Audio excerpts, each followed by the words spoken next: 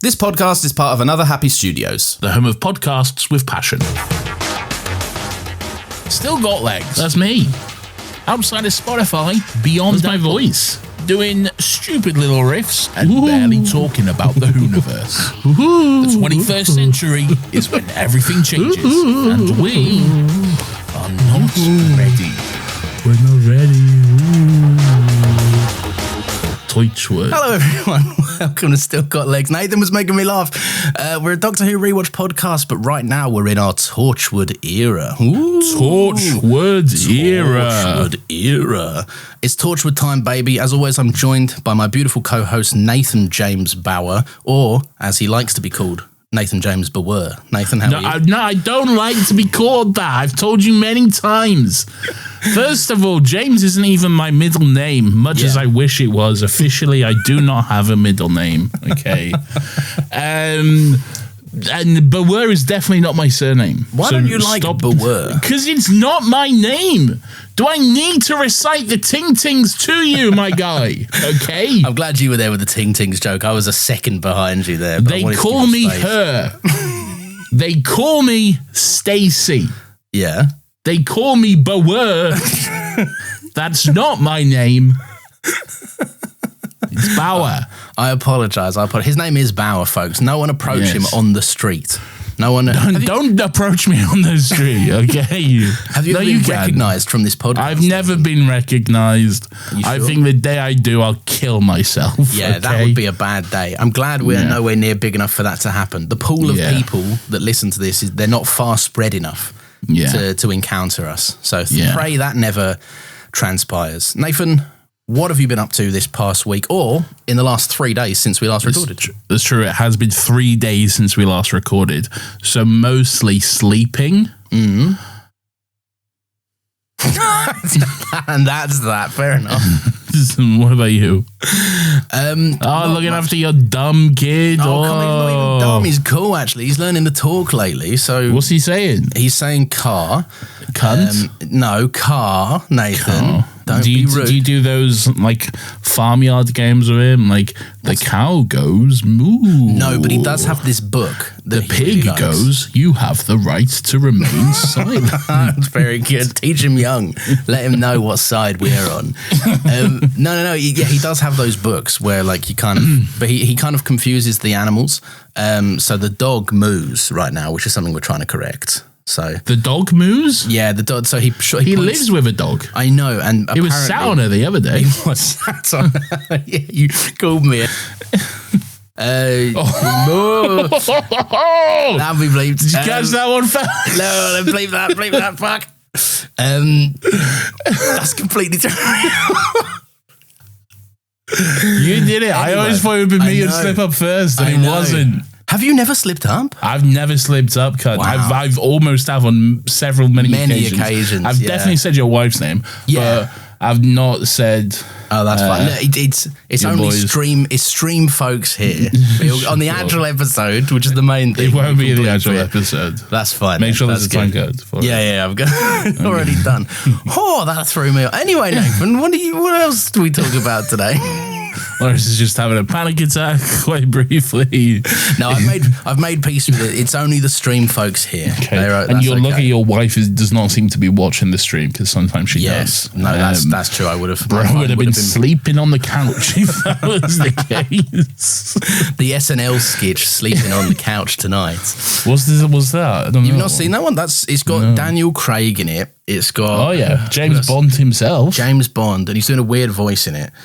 Is he like, hello, I'm Daniel Craig? No, he goes, buddy, you can't stay on the couch. You can't stay on the couch. I'm Daniel Craig. I was in the James Bond movies. I'm James Bond. You can't stay on the couch, all right? Wow. You gotta get out of here. I don't even know. I don't know what accent he was aiming for, but it is a funny one. New York City. They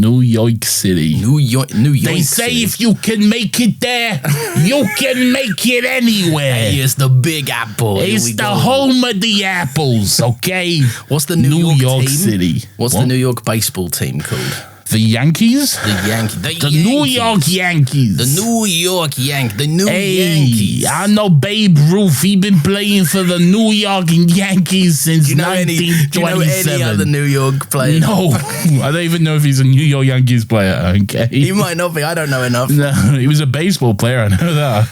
He was a baseball player. I do know that because I know that there's a card of him that's a lot of money or something. You know that time where people were collecting cards and being like, I own 1/5 of this card or whatever. Baseball cards have been one of the most popular collectibles for like hundreds of years. Well, probably 800 years or so. But then don't they like NFT them or some shit now? Or they did when NFTs no were one cares about NFTs anymore. No, not anymore. No one did. No, people did because people were spending fucking loads of money. Idiots. Yeah, morons, and now they've all lost money. Do you remember when you'd fucking Jimmy fucking Fallon or Carr or whatever it's not Carr, fucking... Is this the Paris Hilton thing? Yeah, they'd be like, hey, you got a fucking ape, show us your ape. And then the audience like, oh, yeah. That's good. We love a picture of a fucking monkey. What a horrible time in our history.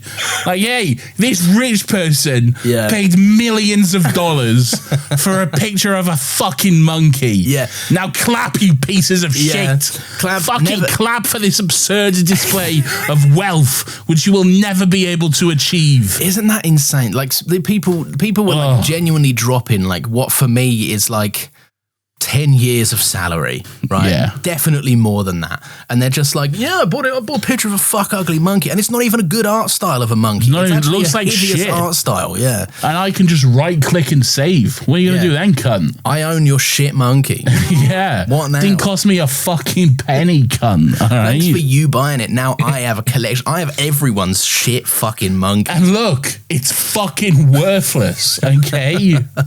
No, not if you have all of them. Not if you right click and save all of them. Oh, no, but you don't understand. The blockchain technology really allows the sort of... They can rip you off as quicker than ever before, which is great news. God, what a horrible world we live in. I know. What a fucking... Anyway. Yeah, we got to do the episode or we'll both get cross about the world and money and capital. I never get cross about the world. No, you should though. The world is a terrible place sometimes. It's beautiful. Yeah. Should we do some general thoughts on this episode? I'd love to do general thoughts on your mum. She's lovely. Thank you. She is quite nice, yeah. And she's your very nice lady. Equally lovely, I think. Very nice as well, yeah. Two beautiful ladies doing beautiful things and having good morals and ethics. I called my mum last week. She didn't answer. And she hasn't texted me or tried to call me back since. Like, thanks, mum. Never mind then. Fuck your mum. Fuck you, mum. Still got legs, hates Nathan's mum. I should call her. You should call her back. Well, she should call you, technically. She should call me. I called her. And the polite thing would be to at least text and be like, yeah. Everything okay? I'm not even that bad. I wouldn't air for a week. It's crazy. Yeah.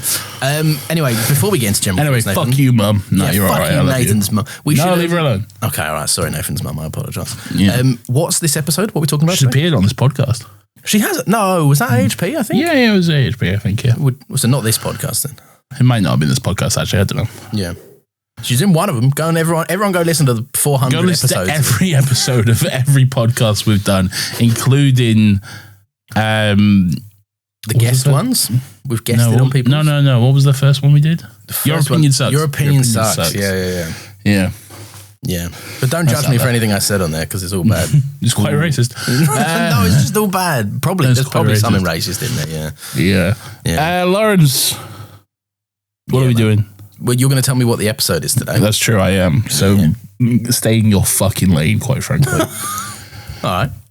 Lawrence, today we're talking about episode 182. Nice. Of this lovely podcast, which is series 1, episode 7 of Torchwood. It's written by Chris Whithouse. It is directed by Colin Teague. Remember him?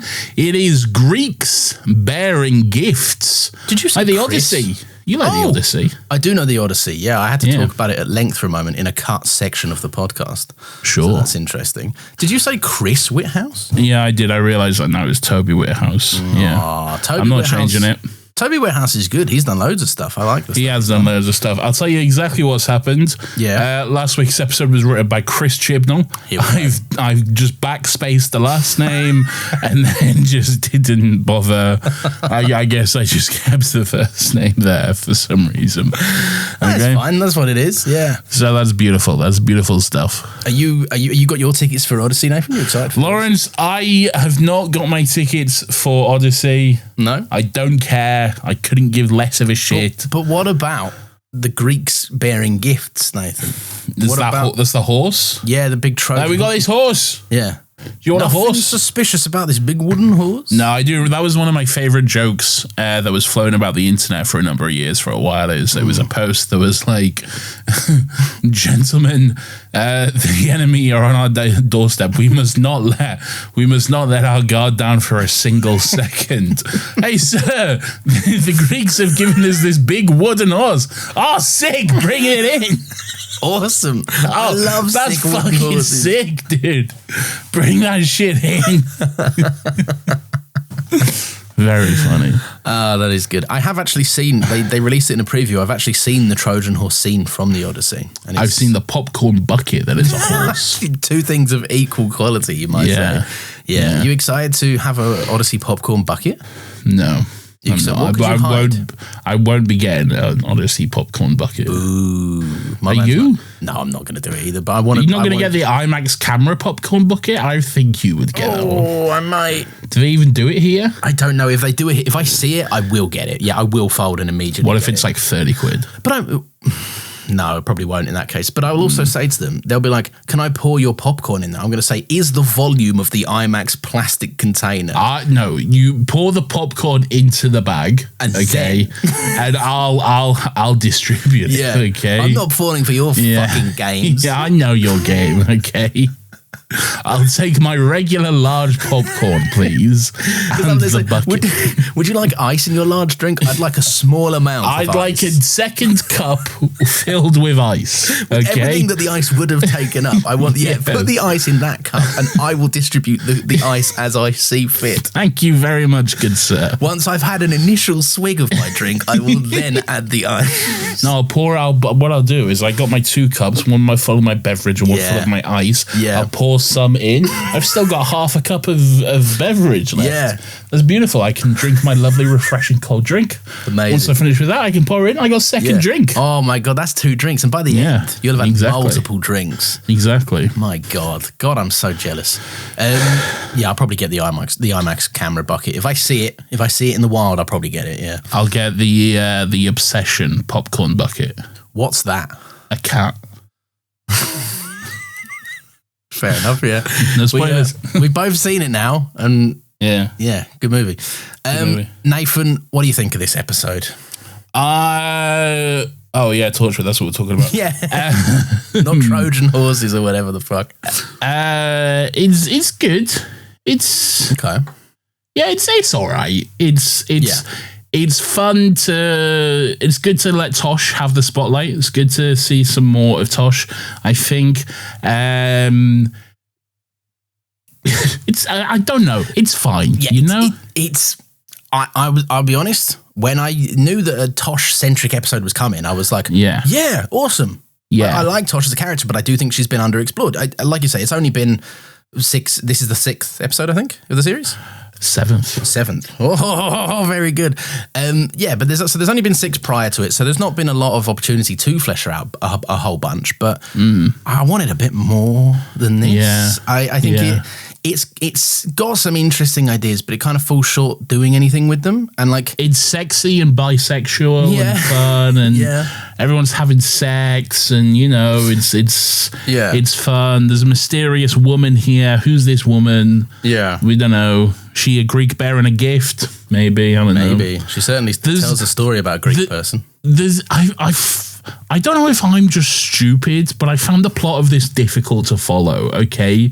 Particularly towards the end, because it seems like there's plot threads that come up and are then dropped and have no relevance on the episode whatsoever. I think I'm going to have a struggle from a different point of view with this, because I didn't catch that. But it's 100% possible that I was too bored to notice because there's large stretches of this episode for me that I was just like, anything happen that's something that's more than two people talking, you know? There's some stuff happening. There's some people talking. It's peppered in here and there. There's people talking in their minds. Ooh, mind talking. What if we put an echo effect on our voices because it's on our minds? I wish we could do that live. I wish we had the power to do that live. But we probably do somehow. No, not echo. I don't know. I can definitely...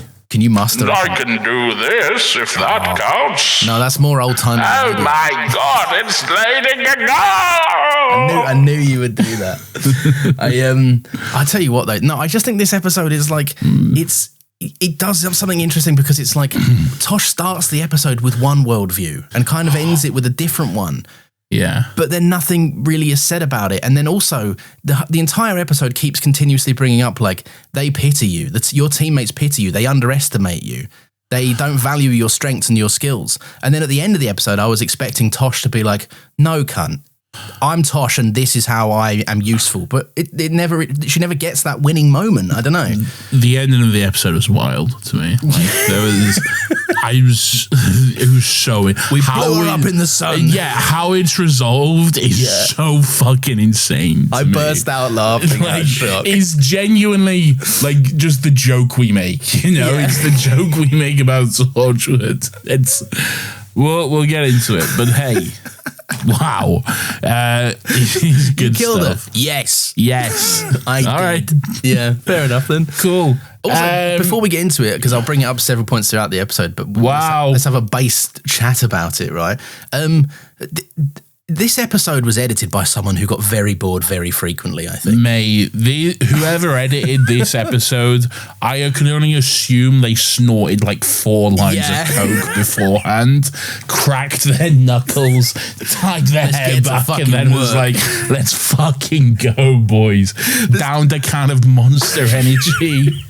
And then was like, let's fucking do this, lads. There's crash zooms, there's slow zooms. There's one point where like someone just gets out of bed to pick something up and it's like, what if we cross-cut 15 times? And I'm like, they'll speed up shot, like someone walks into a room and then it speeds up but then slows down and then it's beautiful. We're inundated with that Torchwood noise that they like to do, the one that we've got somewhere. You can do it. This one?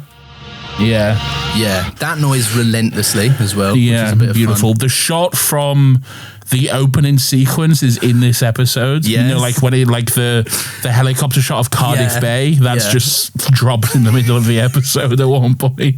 There's so many moments. This episode cuts back to Torchwood about 50 times. You know, the other day we were like, we're all about town here. Yeah. We didn't know what we were expecting with this. Yeah. We weren't ready for this level of about town. Yeah. It's true.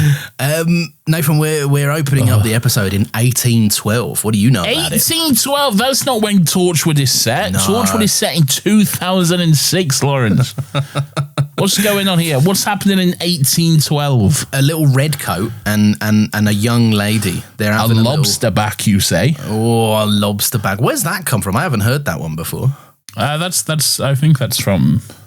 I don't know, possibly the American Revolution, maybe. Okay. I think that's what the colonists would have called the British soldiers. I had a real fear that you were going to have known that from Assassin's Creed 3 for a second. Probably, yeah. Okay. It might be, yeah. It could be. Fair enough then, fair enough. But she's having a little rifle through his uniform. She's trying it on with him. She's trying her hand at a bit of seduction. The cat's mother? No, the woman that's here, Virgin What Mary, woman? She calls herself. Is she virgin? Is she Mary? I don't think she. Your mum's called Mary. No, come on, man. Don't. I knew you were going to do it. No, I knew you were going to do it. I was waiting for you to make that stupid fucking joke. Because she had you, because you're here. Yeah, well, yeah, and my brother exists as well. And I had sex with her. Oh, there it is. Fuck's sake. No, she's a very lovely woman. Shout out to Mary. Shout out to Mary. That's 2 and her shout-outs excessive to Mary. wealth. Okay. done all right for herself, right? She bought that P&G.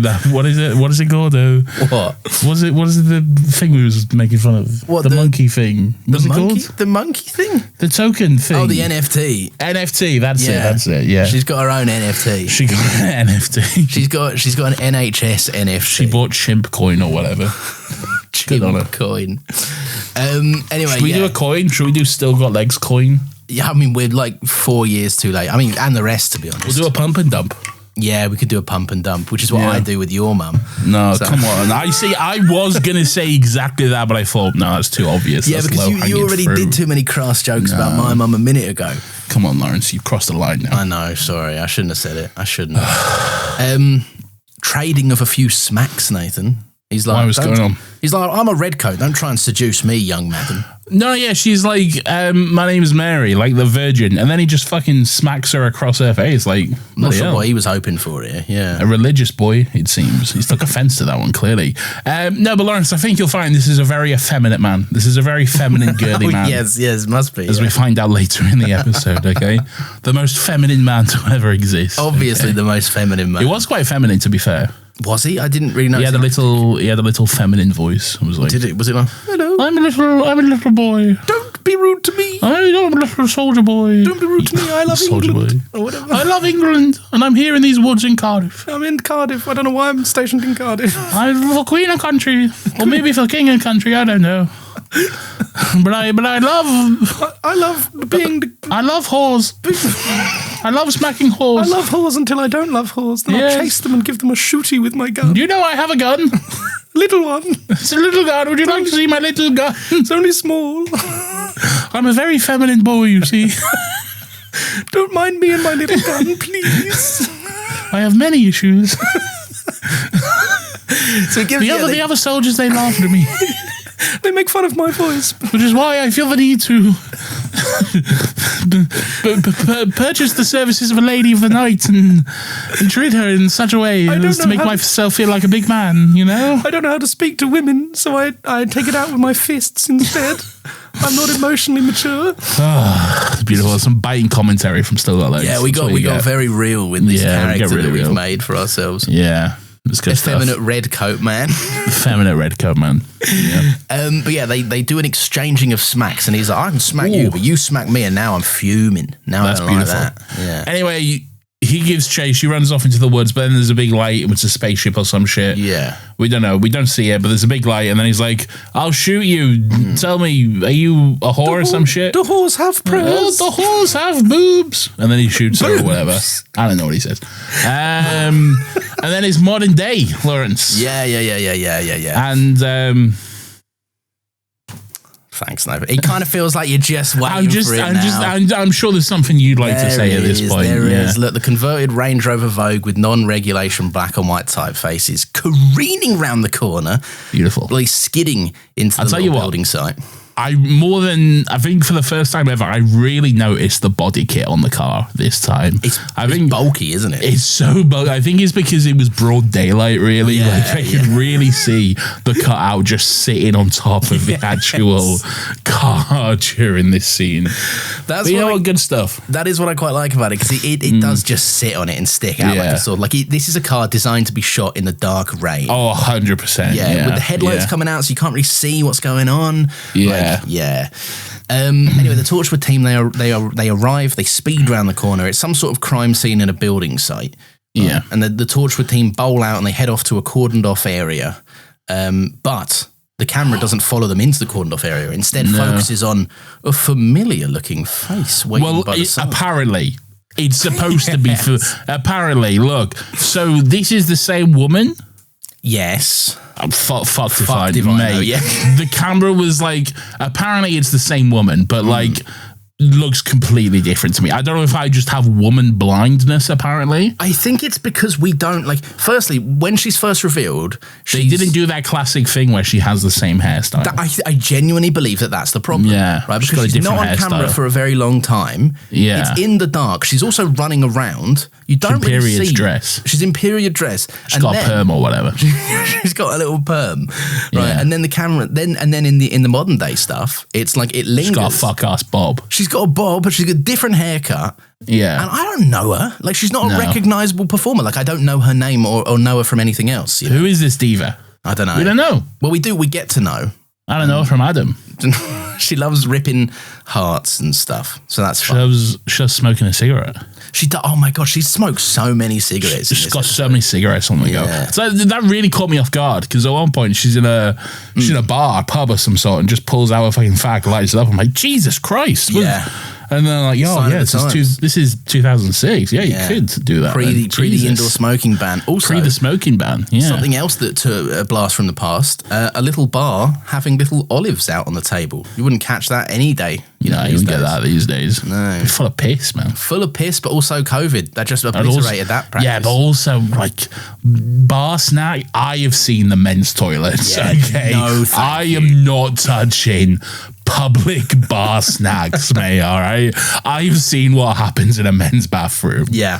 Fuck that. Okay. I remember, like, I used to work behind a bar, and I said, like, the chef would bring out, like, on a Sunday, there'd be like some excess roast potatoes or whatever, right? Yeah. We'd put them out in a couple of dishes, bring them out, and I'd always just take one straight off the bar and put it behind the bar. And there'd always be some punter there going, like, I want to share with the rest of us. You're absolutely fucking right, Ian. I will not be sharing my roast potato with you. Yeah. Yeah. Anyway, so this woman's here. She's not a day older. She has got a stylish bob. Wash your hands, you dirty pig. You dirty pig. The 15th Doctor says. Yes, as he twerks on Daleks, etc., etc. I know what that means. You should watch Sex Education. You'd like Sex Education. I never will. Fair enough. I mean, it goes downhill ludicrously quickly. The first 2 seasons are great, and the last 2 are absolute arse, I think. But great. Yeah, so maybe not the glowing endorsement that I was giving it. Yeah. Yeah. Anyway, Torchwood intro. Torchwood.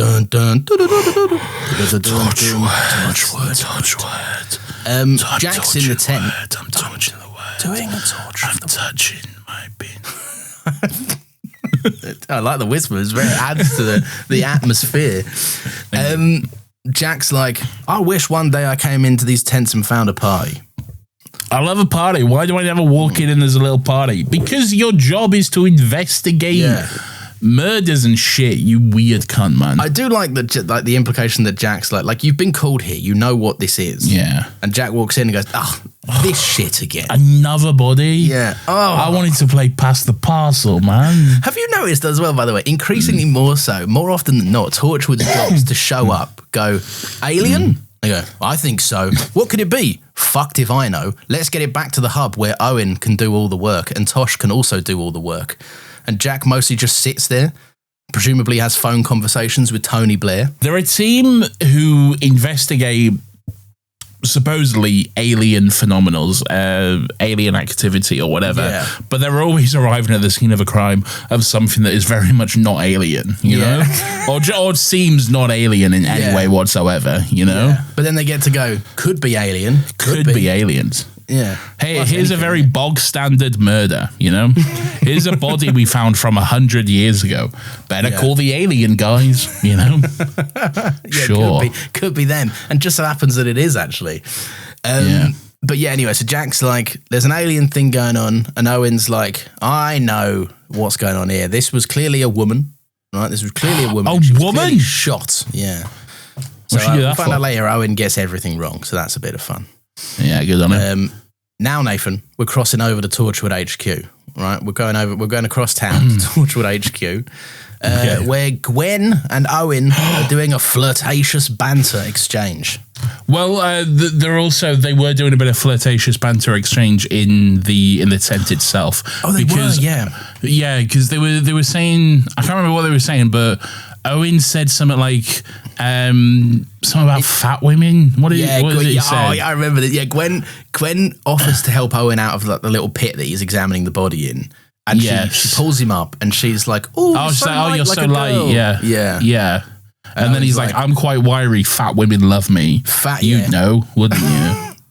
just continues to be the worst person alive, does Owen. What a weird thing to say. Like, Gwen's not fat in any way whatsoever, first of all. I'll have you know that she's got curves in all the right places, as Jack has confirmed for us. We already know this. This is established law, okay? Fucking hell.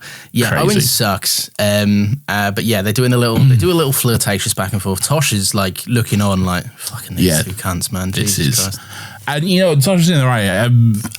As someone who has been in a situation where you're in a room with two people and who are clearly fucking, and the tension and the everything, and they're giggling with each other, it's a nightmare, isn't it, Lawrence? Oh, okay, I thought there was a real strong chance it wasn't me for a second. Then I was like, oh no, this is too specific. It's an absolute, very uncomfortable situation to be in, isn't it, Lawrence? I can't help that I have raw sexual prowess. Right? You have no sexual prowess whatsoever. I can't help that it exudes off me like a musk. Never say that again. No, I won't.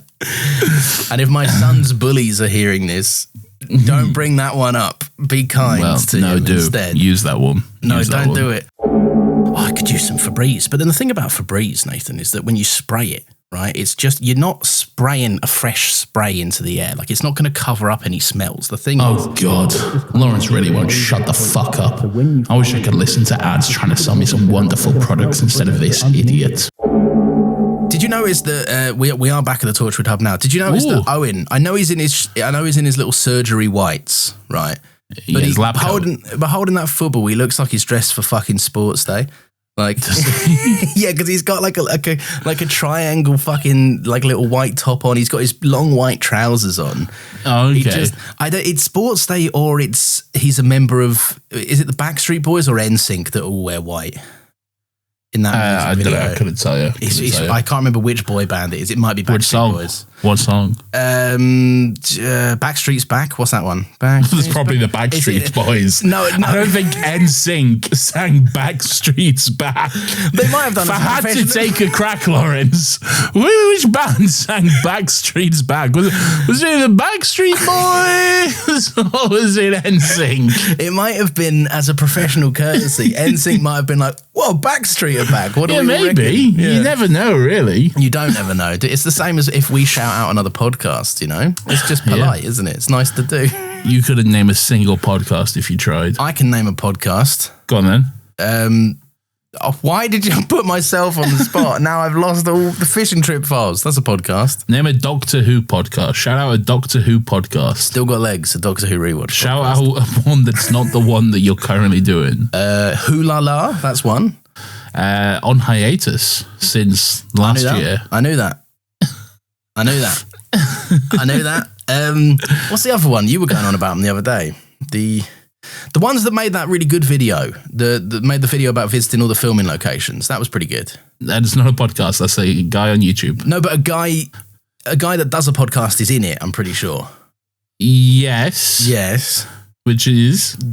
The pod, I wouldn't want to say. And I also think his Doctor Who podcast isn't active all the time as well. Oh, for God's sake. Yeah. Well, I don't know. I've never claimed to listen, if I'm honest. That's you. You've done that. Okay. Oh, my God. Anyway, yeah. What do you make Lawrence of all this? is an active member of the Doctor Who podcast community. I'm an active member of my Doctor Who podcast community. Sometimes not even. I just do the podcast. No, actually. You don't know what's going on, man. Yeah, what do you make of Gwen and Owen fucking around with Tosh's computer?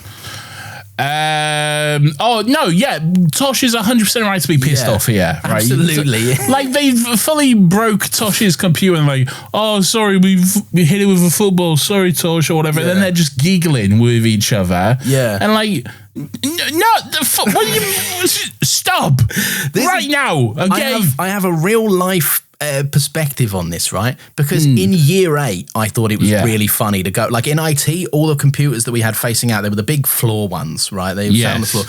They all had their power buttons there begging to be pressed, right? So the going joke was that you'd walk into year 8 IT and you'd go, you're right, mate. And while they turned to look at you, you just turn their computer off, right? Sure. It was always funny. They always lost their saved work. It was great. It was great crack with the lads, right?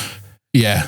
I was 13 years old doing that. Yeah. And that was cracking banter. Whereas These are grown up. Tosh is right. She's like, we're supposed to be fucking professionals, you 100%. Yeah. Also, right, this is 2006. There's no cloud software in 2006. Okay, well, there might be for Torchwood, to be fair. Maybe. I doubt it, though. I doubt it. It still feels too early for a sort of cloud backup. Okay, and Torchwood, they do important work as well. Could be life-saving, potentially. Tosh is the computer gal. She's always on the computer looking at her 7 monitors or whatever, you know? That's how important her work is, that it needs to be spread across 7 different monitors. 7 floating monitors and that little clip-on keyboard or whatever. Look, no, in the bin, jail. Right to jail for these two. Fuck these guys. And I'm pretty sure they say something like Owen kicked the football and then they laugh and Gwen's like, oh, sorry, it's a private joke. Kicking a football? Private joke? What are you, 4? Yeah.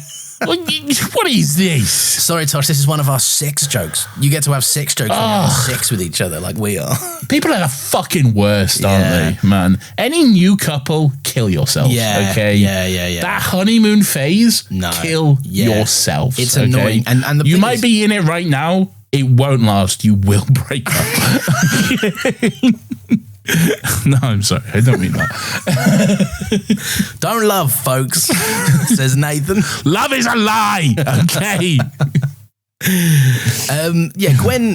Gwen, the slightly more reasonable of the two, says, Tosh, I'm really sorry. You know, we were having a laugh. We took it too far. I straight up do not like Gwen in this episode. No, I don't either. She's really Gwen, not nice. She's a mean girl. # mean girl from the movie Mean Girls. Okay? She's Regina George. Okay? Yeah. And usually that's a good thing because Regina George is played by Rachel McAdams. Rachel McAdams, thank you. Yes, that actress I like. But in this case is bad. Yeah, I don't. Yeah, Gwen and Owen. That was a really good succinct point that I made there. No, I think you made it well. Gwen is a mean girl in this, and I do think she's more reasonable than Owen in this section because Gwen's like, "I am sorry," and then Owen comes over and goes, "I'm completely in the wrong, but your stick up its arse has its own stick up its arse, and fuck you." You broke her computer, cunt. While it was running a system or a software or something. Exactly. Shit, now the Weevils are going to invade or whatever, man. Or explode. Weevils are going to explode. Tosh's work is very important at keeping the Weevils under explosion levels. It would make I'd buy it, you know? I would as well. I'd be like, fuck, makes sense, dude. You know? That, or Tosh is reading 17 books or something. Sure. He's got that e-reader software or honestly, though, relatable queen, the next shot we get is just a Tosh at a bar, glass of wine on the go, just looking forlorn as she slumps on the bar with a glass of wine in front of her. She's know? She's kind of just having a sad post-work drink. Like, today was a day. Fuck my colleagues. I better go to a trendy wine bar and get myself a glass of wine. It is accompanied by a lovely dramatic zoom out of the Torchwood hub as well, which is great. Yeah. Always fun. That's good stuff. Anyway, this girl rocks up. She's the same girl from the last 2 scenes that we saw her in. It's the woman. It's the woman. The woman is here and she's like, the woman. This fella's trying to have it on with me. I'm not interested. I am interested in you though, and I also know all about Torchwood and you're Toshiko and here's a bit of your backstory and red flag. Whoa, red flag. Too strong. Tosh, knowing what Tosh does for work as well. Yeah. And this bitch is like, oh, I don't know Torchwood. Immediately, no, get out of there. Gun in the head. Shoot her in the head. Okay. Like, what are we doing? She's like, oh yeah, we should be friends. No, you should kill her right now. Yeah. I will put it down to Tosh has had a bad day, right? She's vulnerable. Yeah. She's vulnerable. She's had a few, right? She's in the mood for companionship. But yeah, even with all that, all the excuses made, it's still a crazy thing for Tosh. And Tosh is keeps on relentlessly saying this is bad. I shouldn't do this. Yeah. Might do with that. Forbidden fruit, I suppose. Forbidden fruit, the snake or whatever. Yeah, the snake or whatever. It is a snake. No, I know, but we should rewrite the Bible, I think. Forbidden fruit, snakes and whatever. Snake or whatever. Adam and Eve, and there was some about ribs or some shit. Something about ribs. I love those baby back ribs. Eve things. Eve was like, yo, Adam, let me get in on those ribs. Let me get in on them ribs. Adam, let's go twos on the ribs. No, these are my ribs. Get your own ribs, bitch. Nah, you had that fruit earlier or some shit. That snake gave you a bit of fruit or whatever. That fruit wasn't even nice, and it's bare sins or whatever now. Exactly. Also, I'm casually aware I'm naked now or something. No, but I got that leaf. I better cover up my boobs. Yeah. Did you cover up my boobs, or was it just downstairs? Depends on what depiction, you know. Fair enough.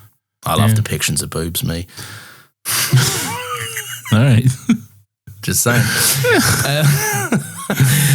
But yeah, so she's like, look, right, me and all my boys, we actually, there's actually a few of us, and we're all not very organised, but we listen to Police Scanners, and we know all about Torchwood and all of this stuff, actually. I love you. Oh, this never comes up again, does it? No, it doesn't. This is what I thought you meant about the dropped plot thread. No, it's not this, but now that you mention it, yes, it is this. This is one of them. It's this one too, yeah.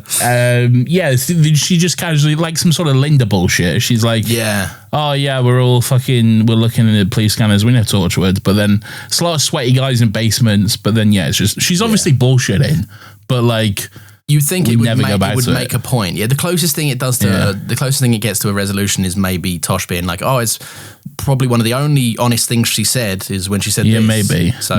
But I don't know, you can't really just go, you can't really write a bunch of stuff and then go, blanket statement, it was all a fib. Like, don't worry about it. Yeah, don't really work like that. Anyway, so some time passes. Tosh is passionately going on about Torchwood. I don't know how much. It's an indiscriminate amount of time. Wow. I guess we'll never know. I wish I had more info for you there. I'd love to know. One day I'll figure it out. Is it you going to dedicate your life to this? One way or another, I will find out exactly how much time passes. It does sound like the sort of stupid side quest we debate for an hour, doesn't it? It does actually. Never mind the episode. How much fucking time has passed? Do you remember last week we had that moment where we was about to get into a heated argument, and then you just went, "It doesn't matter, does it?" And we had a moment of clarity, like, "Oh yeah, it does." Yeah, that was really. Is this what other podcasts do all the time? That's a crazy way to live, because at that point I genuinely felt lighter as well. Like, we can move on and it's actually not a problem. We don't need to tell everyone obvious things. Oh no, we do though. I know we do, yeah. No, Tosh is passionately going on about Torchwood. She's like, aliens love war, and sometimes I love aliens. I love aliens, and sometimes alien parents write their alien kids little letters about how much they miss their alien kids. That's pretty cute. I miss you. Good alien impression. Yeah, thank you. Yeah. I miss you. I miss you. I'll be your alien son. I miss you too. I can do a good alien. Here's a good alien impression. See if you can recognize the alien. Okay. Yeah. Sarah Jane, I miss you, Sarah Jane. Do you miss me? Is Sarah Jane the child in this? Would you like a jelly baby, Sarah Jane? Sarah Jane. Sarah Jane. Sarah Jane. I miss you. Where have you gone? He's an alien. He is. You're not wrong, are you? So there you go. But yeah, no, she's excited. This is quite nice for Tosh, because she is excited that humans and aliens do have so many similarities. And she's like, no one at work sees it the way I do. They just show up and they're like, might be aliens, and then just call it a day. Whereas Tosh is like, I'm excited about this shit. I'm excited about the life-changing implications my job could have in the real world. Yeah. It's quite I think nice. Gwen was pretty excited. She was for a while anyway. Gwen was excited, but now she's more excited about Owen's penis now. Now she's knobbing Owen. Yeah. It is funny. Oh God, we'll get to hearing the thoughts. Yeah. But yeah, so the woman's like, Tosh, frankly, you've been going on for an indiscriminate amount of time. Come on, Tosh. So here's a pendant. This has come out of nowhere. I won't explain it. I refuse, actually. And Tosh is like, that's absolutely fair enough. I'll take this pendant. Thank you very much. What have you been weird about this? I'm not being weird about it. I'm just saying that this is how kind of casual it is in the episode, I think. She's like, pendant? I think it's fine. It's fine. It's just a bit strange that Tosh doesn't really ever go, this is weird. It's a pendant. Why would you be like weird? No, because then she's like, it's an alien pendant or whatever. Put it on. Yeah. Check this out. Yeah. And then I suppose there is a big freak out scene. So I think she's more distracted by hearing everyone's thoughts than focusing on, like, you know. the specifics of when she pulled out the pendant, All right, that is fair enough. I'll take that. What do you make of all the thoughts that Tosh is experiencing? I don't know, but why does she look like she's having an orgasm? Or a fit, as one bloke remarks in his own head. No, it was a bit horny, wasn't it? It was a bit like overwhelming. It was a bit When Harry Met Sally. If you'll be. I'll have what she's having. I'll have what she's having. Yeah. I will say it's they never go for a shock, do they, Torchwood? It's very predictably Torchwood. It's all like, I can hear people's thoughts, and it's always like, oh, my mate had a threesome with 2 lesbians, and they had sex, and the lesbian sex, and it was sexy, and sex happened. And then another bloke's like, a woman's like, I should have shagged that fucking dad when I had the chance. I love shagging that dad was What was it there was something the barman said which was fucking killed me. Oh, he said like, I should have said it's hammer time earlier when that woman asked me what time it was. That would have gone down a tree. Guy's just reminiscing about bits he should have done, man. I love Absolute king. Yeah, I love this guy, right? I fucking love this dude. And look, full disclosure, we'll talk about him more in a bit, right? Okay. But a frosted tip bartender. Oh, that trim, man. He's got a frosted tip mullet. He's got his big old shades on. He's kind of got a bit of a stubbly neck beard going on. He's thinking about lost bit opportunities. And also, I looked it up. It's a bit that would have been 16 years out of date anyway at this point. No, that's good. That's evergreen, that is. Right there. I think so too, yeah. But it's his overall vibe is sad, but he's also a dude that makes me go like, hell yeah, dude. Hell yeah. I think you're right. That would have impressed them. That would have absolutely killed. If you're like, hey, you got the time? Yeah, it's hammer time. Oh, okay, yeah. That's cracking. Good. That's absolutely good, man. That's good. It's the way he goes, I should have said that. That would have made them laugh. Oh. He's my favourite guy from the episode. He's very good. This guy called... I did briefly want to touch on this, and I don't know whether it's just because I'm not a man from 2006, but... I am. I presume the man called Marcus, who is this guy's mate, who he's having a thought about, right? Marcus engaged The guy who's talking about the threesome. Yeah, well, he's not Marcus. His mate Marcus. His mate is Marcus, who had a threesome with lesbians, apparently. With 2 lesbians. Yeah, which obviously didn't happen. Yeah, one, it definitely didn't happen because everyone and their mum has a story because about if that. you know the first thing about lesbians, I don't know if you know this, but historically they don't have sex with men. No, it's to assume that you're the man to make it through that. It's very porn-brained of you, isn't it? It's so porn-brained, This is my question. It just says, a straight man having sex with 2 lesbians, and then I've put, why? But also... A lot of straight men will see bisexual women kissing and be like, true. Oh, lesbians. Lesbian. It's cooler to say lesbians. Your average man cannot distinguish between lesbians and bisexual women. Okay? Or girls kissing girls, innit? Yeah, that's gay. Lesbians. They are lesbians. Don't get me wrong. They are lesbians. They did love my knob. But they're lesbians. Outside of my knob, they're lesbians. A bit stupid, a bit 2006 for the writing there, but hey-ho, Torchwood is never surprising. Not the worst thing that's said in the episode. No. No, it's not. Tosh is all mind blown, right? And she's listening to everyone's thoughts, and she's like, fucking hell. Anyway, she finally takes it off. Whoa. And the woman's like, that's yours. You can have that. That's from me. Have that on me. Yeah, have that on me. Like that pound coin. That pound coin. Yeah. Donna's fucking dad or whatever. But yeah, it's fucking... Then she's like, you can have this. And Tosh is like, I will show Torchwood though. And she's like, nah, probably won't. Bet you won't, bitch. Yeah, you won't. She's right. She doesn't. She is right. She goes in the next day. She's like, what's up, boys? It's me. I'm Tosh. I'm fucking sick. I love my job. Yeah. Oh, I've got something to show you, by the way. Yeah. Pendant on. Oh, shit. Everyone's talking about me. Well, you know that it works because she goes negative mode for a brief second. She does go negative mode, yeah. That's good stuff. Really love. Which is funny because there's also an effect later on in this episode that is actually fucking rad, right? It looks awesome. Maybe. I'm not sure which one you're talking about, but we'll get there. Okay. Would you notice if someone started talking to you like this?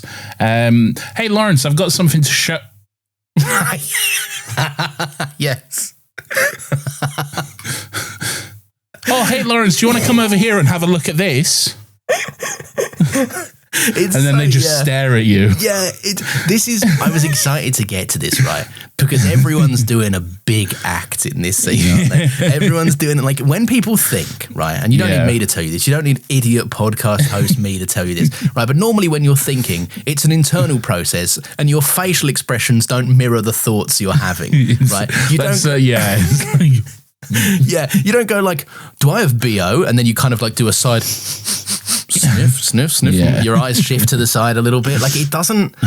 It's always funny because no one gets it right. You just can't get it right. And I get it. They're actors. They're trying to show the impulse, but it's one of those TV things. It is. Yeah. But there is so much big acting going on in this. But it also did struck me that at one point someone should turn around and go, "You right, Tosh? You just keep stopping mid-sentence." You keep stopping and staring at us. To be fair, we do hear Gwen at one point going like say something like, "Why is Tosh staring at me?" Yeah, and then she goes, "Are you all right, Tosh?" Yeah. And then she's like, "Oh yeah, I'm fine." That is also Gwen again, bitch in this scene. Yeah, I shouldn't say bitch. It's not my place to say bitch, but bitch. Okay. But you're emulating Gwen's mean girl attitude. I'm emulating her mean girl attitude. Yeah. What does she says? Like, "Oh, come on, Tosh. The jeans and the boots have had their day or something." Oh, meow. Okay. Yeah. All right. Put your fucking claws away. Yeah. Sorry, right. this leather jacket. Fuck. I know. You're not exactly the fucking height of fashion in your little grey fucking whatever. I don't even know what she's wearing. Gwen, but I've never once said Gwen's dripped out. Have I? Exactly. So she never is. She's never dripped. She's vague clothes. Exactly. When she's fine, you know. Yeah. But if you're gonna be like, "Oh, those boots with those jeans," yeah. If you're gonna criticize, you better be the best dressed cunt. You better be. Yeah. Who's someone who's fashionable? I don't know. Armani. Oh my god. You better be. You better be Armani. Armani. You better be. I'd be careful because a lot of those fashion designers were Nazi. Yeah, who is the Nazi? Who's the prominent Nazi one? Hugo Boss did Nazi uniforms. Was it Hugo? No. Well, was it? I don't know. You better have the stylings and not the ideology of Hugo Boss if you're going to come to me about my boots. Someone did Nazi uniforms, okay? I don't know who. Apparently it was Hugo Boss. There we go. Yeah. Not Hugo Kessler. Boss. Hugo's boss. Tim Apple. Tim Apple? Oh, no. No, Tim! But yeah, so this is a sampling of some thoughts, if you will. Okay. Have you got some written down? I wrote down. I didn't write down the exact quotes, but I've got the vague impressions. I'll get you the quotes if you want them. Owen thinks Tosh would be a Catholic but grateful shag.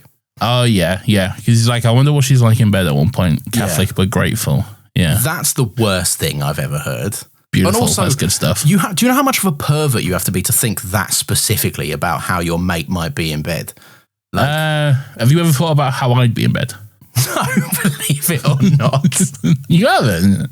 No, I don't think so, no. Oh, okay. It's probably crossed my mind in terms of a joke one time, but like I've never sat there, looked at you. While you're talking to me, you're going blah, blah, blah, and I'm going, I wonder what he's like in bed. Yeah. Wow. I reckon he might be gentle. Now, Lawrence, ask me that same question. Nathan, have you ever thought about how I'd be in bed, Nathan?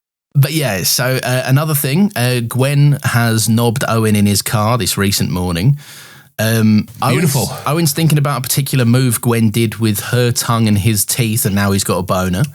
And he's like, I've got to sit down to let this subside for a moment.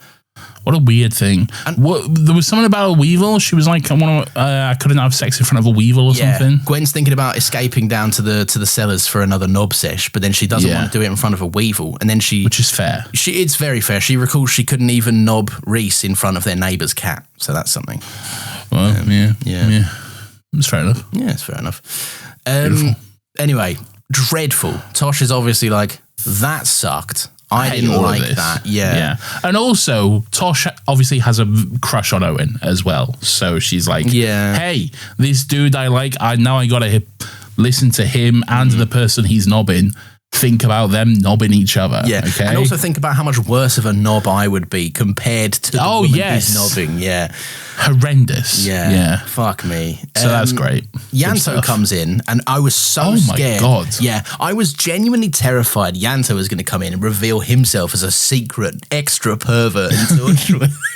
Yanto would never. Okay. No, he would. Yanto's a beautiful, gentle soul. Okay, but oh my God, the saddest shit you've ever heard. The saddest shit, man. It's like, do you remember the finale of series 10 where Bill walks into the room of Cybermen on those IV drips before they're Cybermen, the proto Cybermen, and then they have the little voice box thing and it's turned down, and then she turns it up and you just hear pain. That's basically what Yanto's inner monologue is. Okay, it's very Yanto because he's in his lovely prim and proper suit, and it's very philosophical, and he's like, "Is this it for the rest of my days? Is it? Am I yet to experience like some sort of Edgar Allan Poe? You know, well, I can't imagine the time when this isn't everything. Pain so constant, like my stomach's full of rats. Feels like this is all I am now. There isn't an inch of me that doesn't hurt. Will brighter days ever beseech my bed?" He's just very like. It's good to know that someone from Torchwood isn't a deviant. Well, yeah, that is true. But he did hide a sexy cyber woman in the basement that one time. But that's less sexual deviant, more sad, desperate man. He got at least 2 people killed, 3 if you count Lisa herself. But everyone from Torchwood is a criminal, right? Sure, yeah. They all deserve to go to jail. They all deserve jail, 100%. But it's good to know that one of them won't be in jail for sex crimes too. Well, you say that. I think Tosh deserves jail. You say that. Does she do some stuff to deserve jail? Moving on. Oh, no. We'll talk about it. Basically, it's nice to know that Yanto is like, he puts up a brave face, doesn't he? Because straight after, he's like, pain. And then he looks at Tosh and he's like, I'm making some of Jack's super mega coffee. Do you want a brew? And Tosh is like, I am good, bro. I think I'll kill myself instead. You've got enough on your plate, okay? Are you A-okay? Pulls out another sad bin bag. Do some sad bin bag cleaning. Oh, bless him. The woman's waiting outside Tosh's gaff, right? Tosh's gaff reveal. Whoa. Oh, yeah. Well, I mean, not really. Yeah, you don't really see. Oh, you do see it. It's a terraced house, I guess. So, yeah. It's not fun. But we also did see it when she was using her e-reader. We did, yeah. We saw her using a Kindle or whatever. Yeah, well, this is such alien tech. Whoa, Amazon Kindle. Tosh is fuming, right? She comes over. Whoa. Also, I will point out, like, I know this woman's a horrendous heart eater or whatever, but like, she didn't tell Tosh to wear it, did she? Like, she probably did, but Tosh didn't have to. No, you're right about that, but it's can't not, can you? You have to try exactly. It out. It's one of those, it's too good not to sort of thing, isn't it? It's one of them things you would do it once, even though you know it'd be a bad idea. You do it and then you go, horrendous stuff. I absolutely should not do this. Yeah. But I'm gonna. But I'm gonna. Yeah. Imagine having the best time with it. Like, imagine putting it on and like people walk past you in the street and they're like, what a handsome man. Wow, that guy looks like he has moral integrity. Like, I don't know if this is clear. I don't think it is because I think I hide it quite well. Okay. But I have severe anxiety. Honestly, it can be quite crippling and debilitating sometimes. Okay. So this is my worst fucking nightmare. Okay. Everyone Are you kidding me? You. I would kill myself 1,000,000 times over before I go through anything remotely like this. There's a part of me that thinks like and I don't necessarily have, like, I've had general anxieties about life stuff, but like I wouldn't say that I have anxiety about anything in particular. But like, is there a part of you that's not like, once you have the clarity, you're like, oh well, that's done. At least I know now. Is there no part of that? Or is it just, now I worry about that stuff too? No, because then you're just dwelling on it. Like, you're not like, oh, I know now. Now I can just forget it. No. Now I know, Lawrence. And now I can't think about anything else ever. Now the thoughts are just validated. And you're like, oh, my fears are true. And that's worse. Yeah, okay, that makes sense. Now I have so much more to think about, okay? Let's think of all the different strains from this now. Exactly. Oh, that's fun. Or not. I would imagine. But yeah, so Tosh's come home. The woman's there. She's like, you fucking prick, right? I'm cross with you. And the woman's like, sorry, I should have warned you about this, Toshiko, right? It's not like reading someone's diary. Instead, it's more just like people are complicated and they're going to think shit. And like even the nicest people that respect you are still going to probably think a horrible thing about you because humans are horrendous, basically. Yeah. And it's just human nature to be like, well, that was shit, or that person's an idiot, or whatever. But then, yeah, she puts the necklace back on the woman or something, and the woman's like, whoa, I'm horny for Tosh. Let's do sex. They have sex. They're like, hey, you can read. I'm reading your thoughts. Stop saying you want to have sex with me. She's like, I'm not saying that. She's going, you're saying that. This is Catholic but grateful sex, if I thought so myself. Anyway, some beautiful bisexual sex. Sex from Tosh. She freaks out a little bit in bed afterwards. She's like, I'm actually still annoyed, but sex was great, but I'm still a bit cross now. This woman is on her probably 170th cigarette of the episode, I imagine. What was she using as an ashtray? Like an cup or something? An egg cup, yeah. Good on her. Good on her indeed. But she's it's quite telling for Tosh, unfortunately, because Tosh's she's still got her birthday card, but only the one from Owen out, which is rough. I don't think Owen's the kind of guy that needs a girlfriend to buy the birthday cards. Oh, 100%. He's like you. Yeah, no, it's 100% like me. Yeah. Like, Owen is not the person that would have gone out and done this himself. So, when was this episode released? Because they said her birthday was in July. Yeah. And if we assume this is set when it's released... It gets sadder every month it goes on, doesn't it, really? Greeks bearing gifts, 26th of November. Ooh. So yeah, that's not ideal. That's not July at all. No, that's definitely not. It's a few off, actually.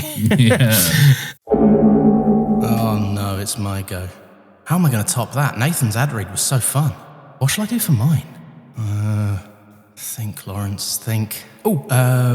Maybe something like this. Hey, these ads are so suited to you. It's like we read your mind. She also clocks that Tosh fancies him because there was a photo of just them on the fridge. So Tosh has pinned that one up there. Ooh, sexy. It's sexy, but there's also a fun editing moment where they show you that. When they show you the fridge shot, they go and do a big thing on it. And then 5 minutes later when she goes, I saw that photo on the fridge, and they barely let her finish the sentence before they go to show you the fucking fridge shot again. And I'm like... Yeah, I know. You made it impossible to miss. We just saw it. My God, man. That's insane. Good stuff, though. Sorry, just quickly in the chat, Rachel said Yanto defo bought it, as in the card for Tosh. Oh, 100%, yeah. 100% true. Yeah, that makes sense. But yeah, this is the exact moment I wrote in my notes. What the fuck's going on with the editing in this? Ramping speed cuts, harsh sound effects, and this is the moment where I think Tosh put the necklace on the floor or threw the necklace to the side, and she gets up, and it's a speed ramped jump cut sequence of her in one shot picking up the necklace. Like, I genuinely rewound it 3 times because I was like, What was that? What choice was made there? I think pretty crazy. The person just got bored editing and just went, got to do something, shake it up a bit. Let's have some fun. Yeah. She's like, hey, you'll love this necklace, actually. Why don't you go out in public and see how good it is? Yeah. Go out and test it to its full capabilities. Yeah. And also, here's another name for you. Some Greek shit, Philocrates or some shit. Philosophicles. A Greek name. Cassandra. It is funny when I'm like Odysseus. Yeah, we'll go with Odysseus. Yeah, sure. Yeah. It is really. I'm seeing cast interviews for the Odyssey, and it's like I'm Tom Holland and I'm playing, and it's already left my brain. I'm like, who's Tom Holland playing? I don't know. Tom Holland, but Greek. So I'm just going to have to assume that. I want to look it up. They've all got the Greek names, which makes sense because they're Greek. The Odyssey. Matt Damon's putting his whole Odyssey into this. He's putting his Odyssey into it. Matt Damon is Odysseus. Yeah. Tom Holland is Telemachus.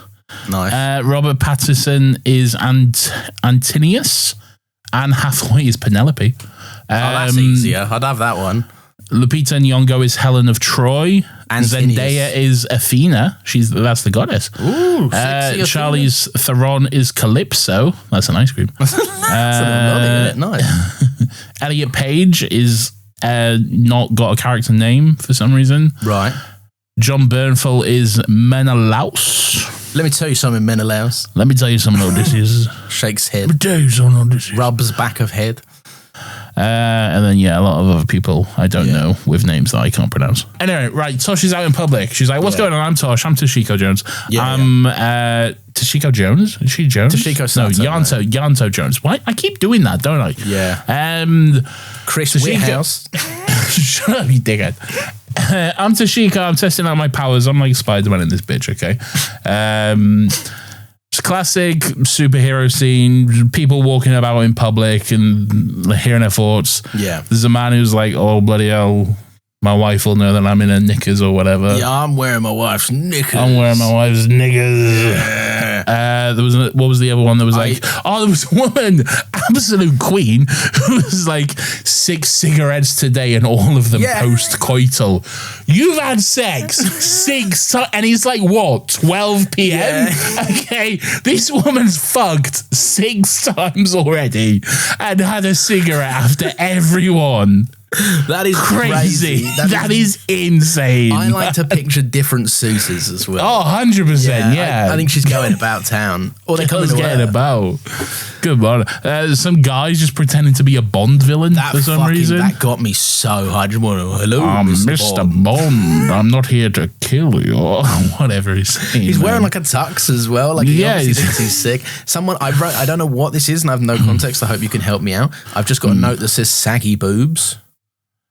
I think someone must have been discussing saggy boobs. There's a woman mentions a thong at one point. She said like it's got to be illegal to wear a thong or something. Yeah, I don't know. Some people should be prohibited from wearing a thong. What's that girl looking at?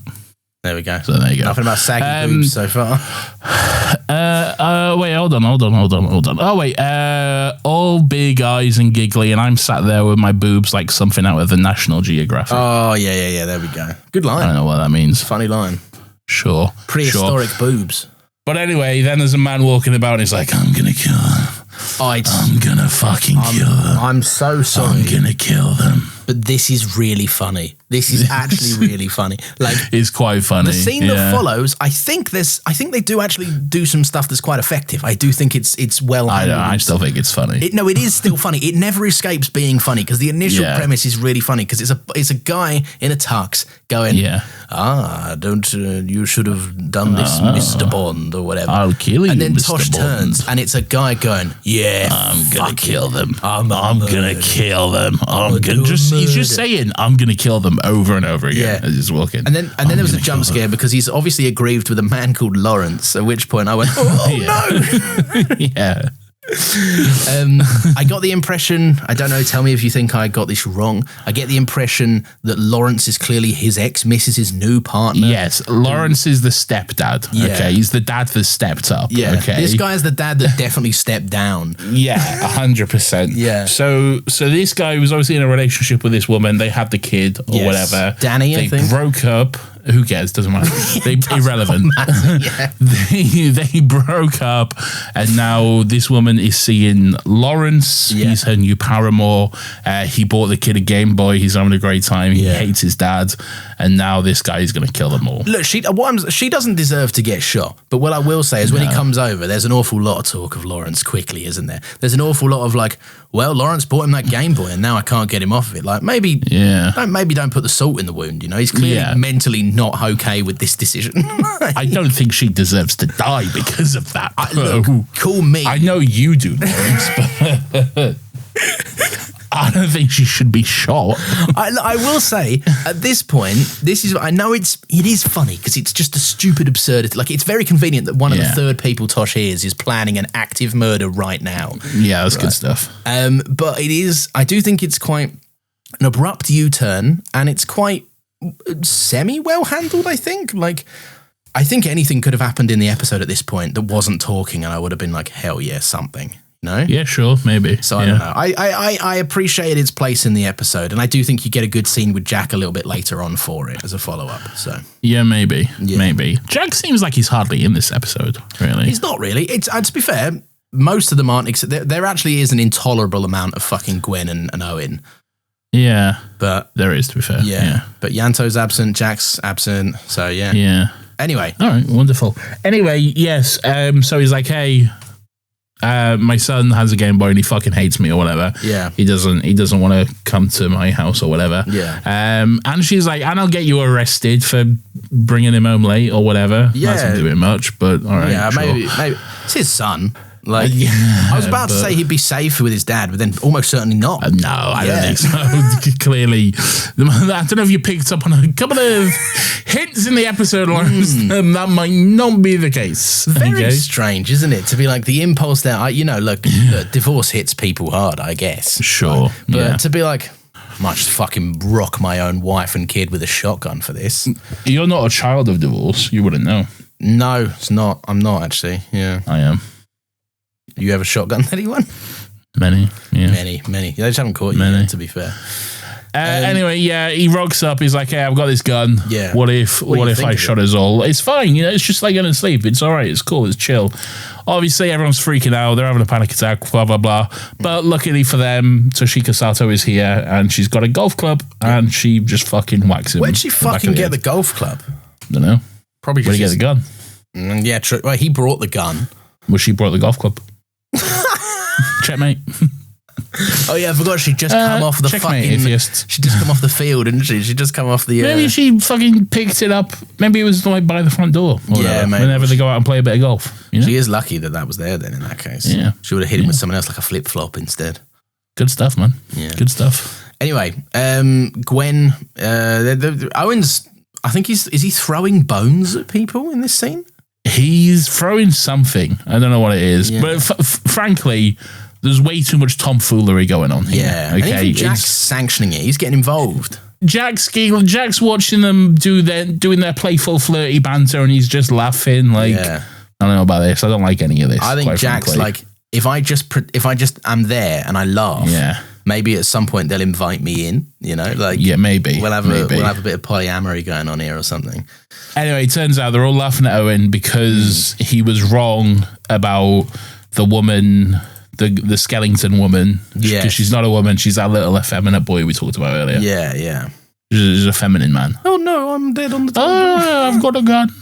I'll shoot you, you whore. I'll shoot you. The whores do prayers. I'll blast you away. Sure.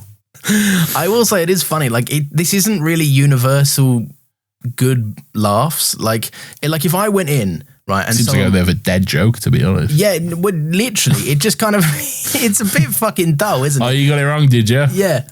All right. Hilarious. Yeah. Like if I was Owen, I would just shut everything down. But to be fair, we've laughed at stupid stuff. It's it's the vibes, isn't it? I guess it is. But if I was Owen in this scenario, I would have just kind of gone like, oh, could you tell? Could you? No, so shut the fuck up. But that would make it more funny because now you're getting defensive. Oh, yeah, true, yeah. Now you're like, oh, you really care, don't you? They could hit really you with the most immediate, okay, sorry, man. And then you're like, oh, no, I've been destroyed. All right, don't cry because you got this Skellington wrong or whatever.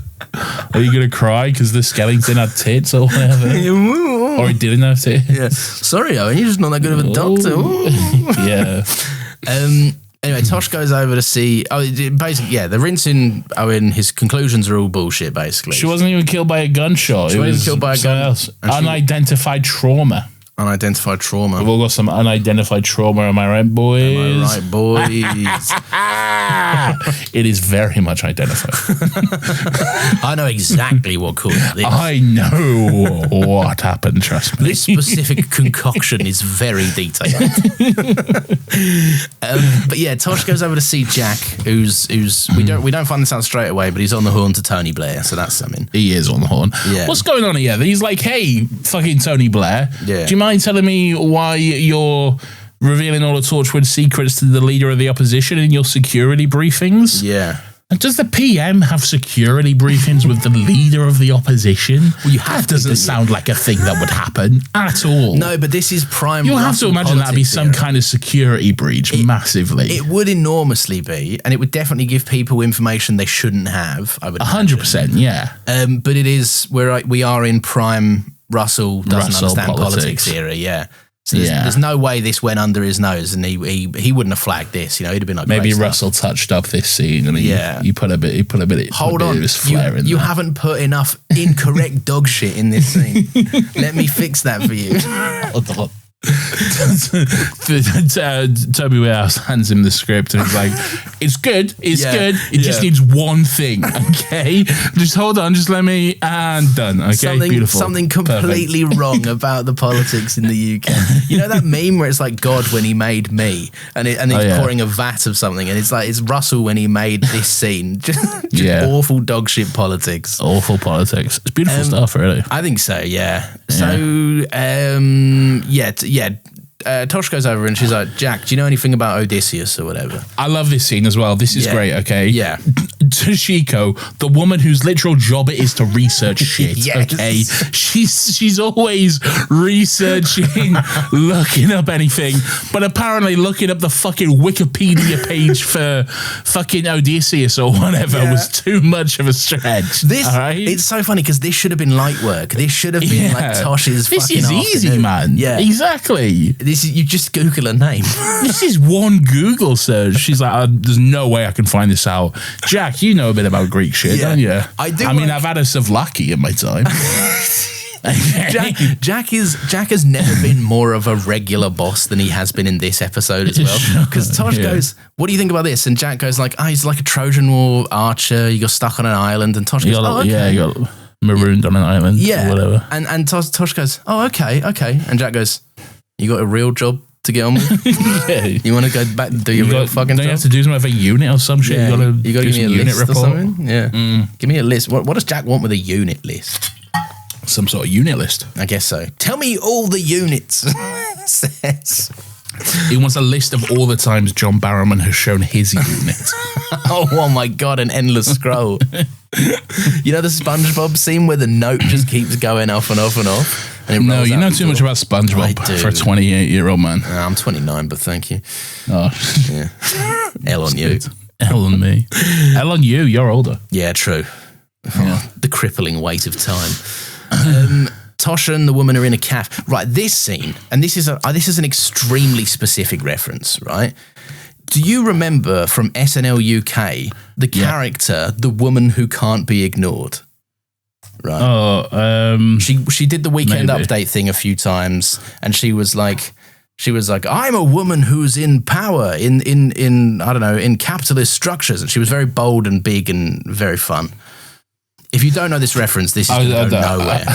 So. Off the top of my head, I don't know. Well, I can look her up. No, it'll take too long. She reminds me of that, basically, in this scene. Because Tosh is just sat there in the cafe or something, and she's like, you've done something incredibly brave, and that warrants a kissy from me, Tosh. And she leans over and gives Tosh a kissy, which is nice. Oh, okay. Yeah. Right. Anyway, it's never been more clear that she's up to something here, because she's like, so your boss, Captain Jack Harkness, has he figured out what he's doing with that alien thing yet?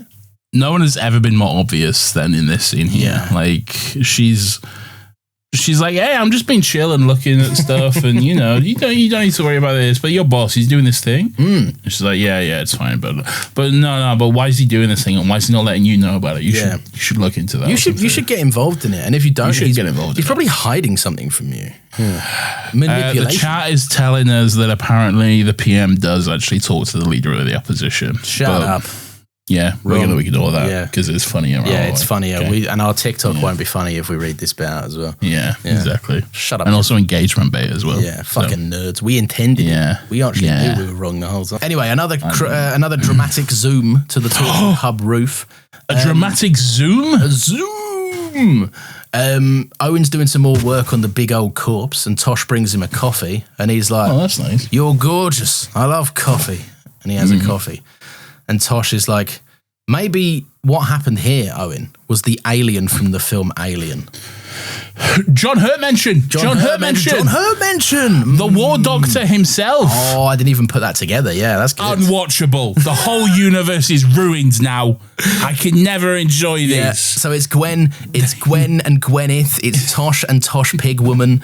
It's John Hurt War Doctor. It's Jack and Jacketh. It's Jack and Jacketh. Okay. There's more. There's definitely more. Yeah, I'm sure there's more. There's definitely more. It's Martha and Adiola. Yeah. But anyway, and now John Hurt was an alien. The War Doctor was an alien. And terrible. What's Peter Capaldi's one? Oh, there's like 12 of them, isn't he? He's like Caecilius, and the guy that smokes his wife. And the guy that smokes his wife and his children. Rough stuff. Yes. A lot of executing wife and children stuff this episode. Yeah. Anyway, that's beautiful. Yeah, did you like when Owen tells Tosh to go home and think about shoes and just continues to be the coolest guy ever? Yeah, that was good. Go back to your computer and think about shoes or whatever he says. Awesome. Thanks for the sexism, Owen.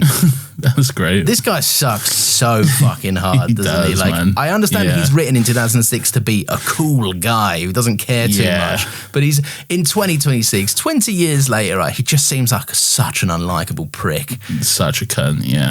Genuinely, the entire intention of the character, I think, is completely undone just from how society has changed in terms of its tolerance to fucking arseholes like this. Yeah. But, yeah. Anyway. Right, so what's going on here? So Owen's caught up on this murder for some reason. He's like, there's something about this gunshot that isn't a gunshot. It's fucking me up. He's fixated on it. Yeah. There's something about a Cyberman. What does he say about Cyberman? I don't know. I know exactly. There is a reference, but I did not write it down. Why is it coming? There's copies of that Michael Hamilton statement on your desk. He's still seeing Cybermen outside his mother's house. Is this before or after Gwen comes in and that we get back to sex thoughts? After. Okay. Yeah. You want to skip past the sex thoughts? Well, it's in the midst of the sex thoughts. I see. It okay, is. yeah. Yes. Yeah. We'll circle back round to the sex thoughts. I mean, you get into the sex thoughts. There's all kinds of sex thoughts going on. I love looking at a corpse and also simultaneously thinking about knobbing Gwen. That's good stuff. Yeah. Nothing turns me on like a carcass, to be honest. Of course. That's beautiful. That's beautiful. Owen's like, don't look at Gwen, just keep looking at this skeleton. And then Gwen's like, why isn't he looking at me? I want to have sex. Why isn't he looking at me? He's not even looking at me. This is very year 8, this is all stupid. They're just completely ignoring Tosh altogether. So much so that she just fucking ends up saying, I think my desk is on fire. And she just walks off at the end. Fucking arseholes, dude. Yeah, man. No good. Jack comes over as well and is like, yeah. What's all this about you being a vigilante all of a sudden? And she's like, like Spider-Man or whatever. Forgot to tell you that I'm actually Spider-Man. Yeah.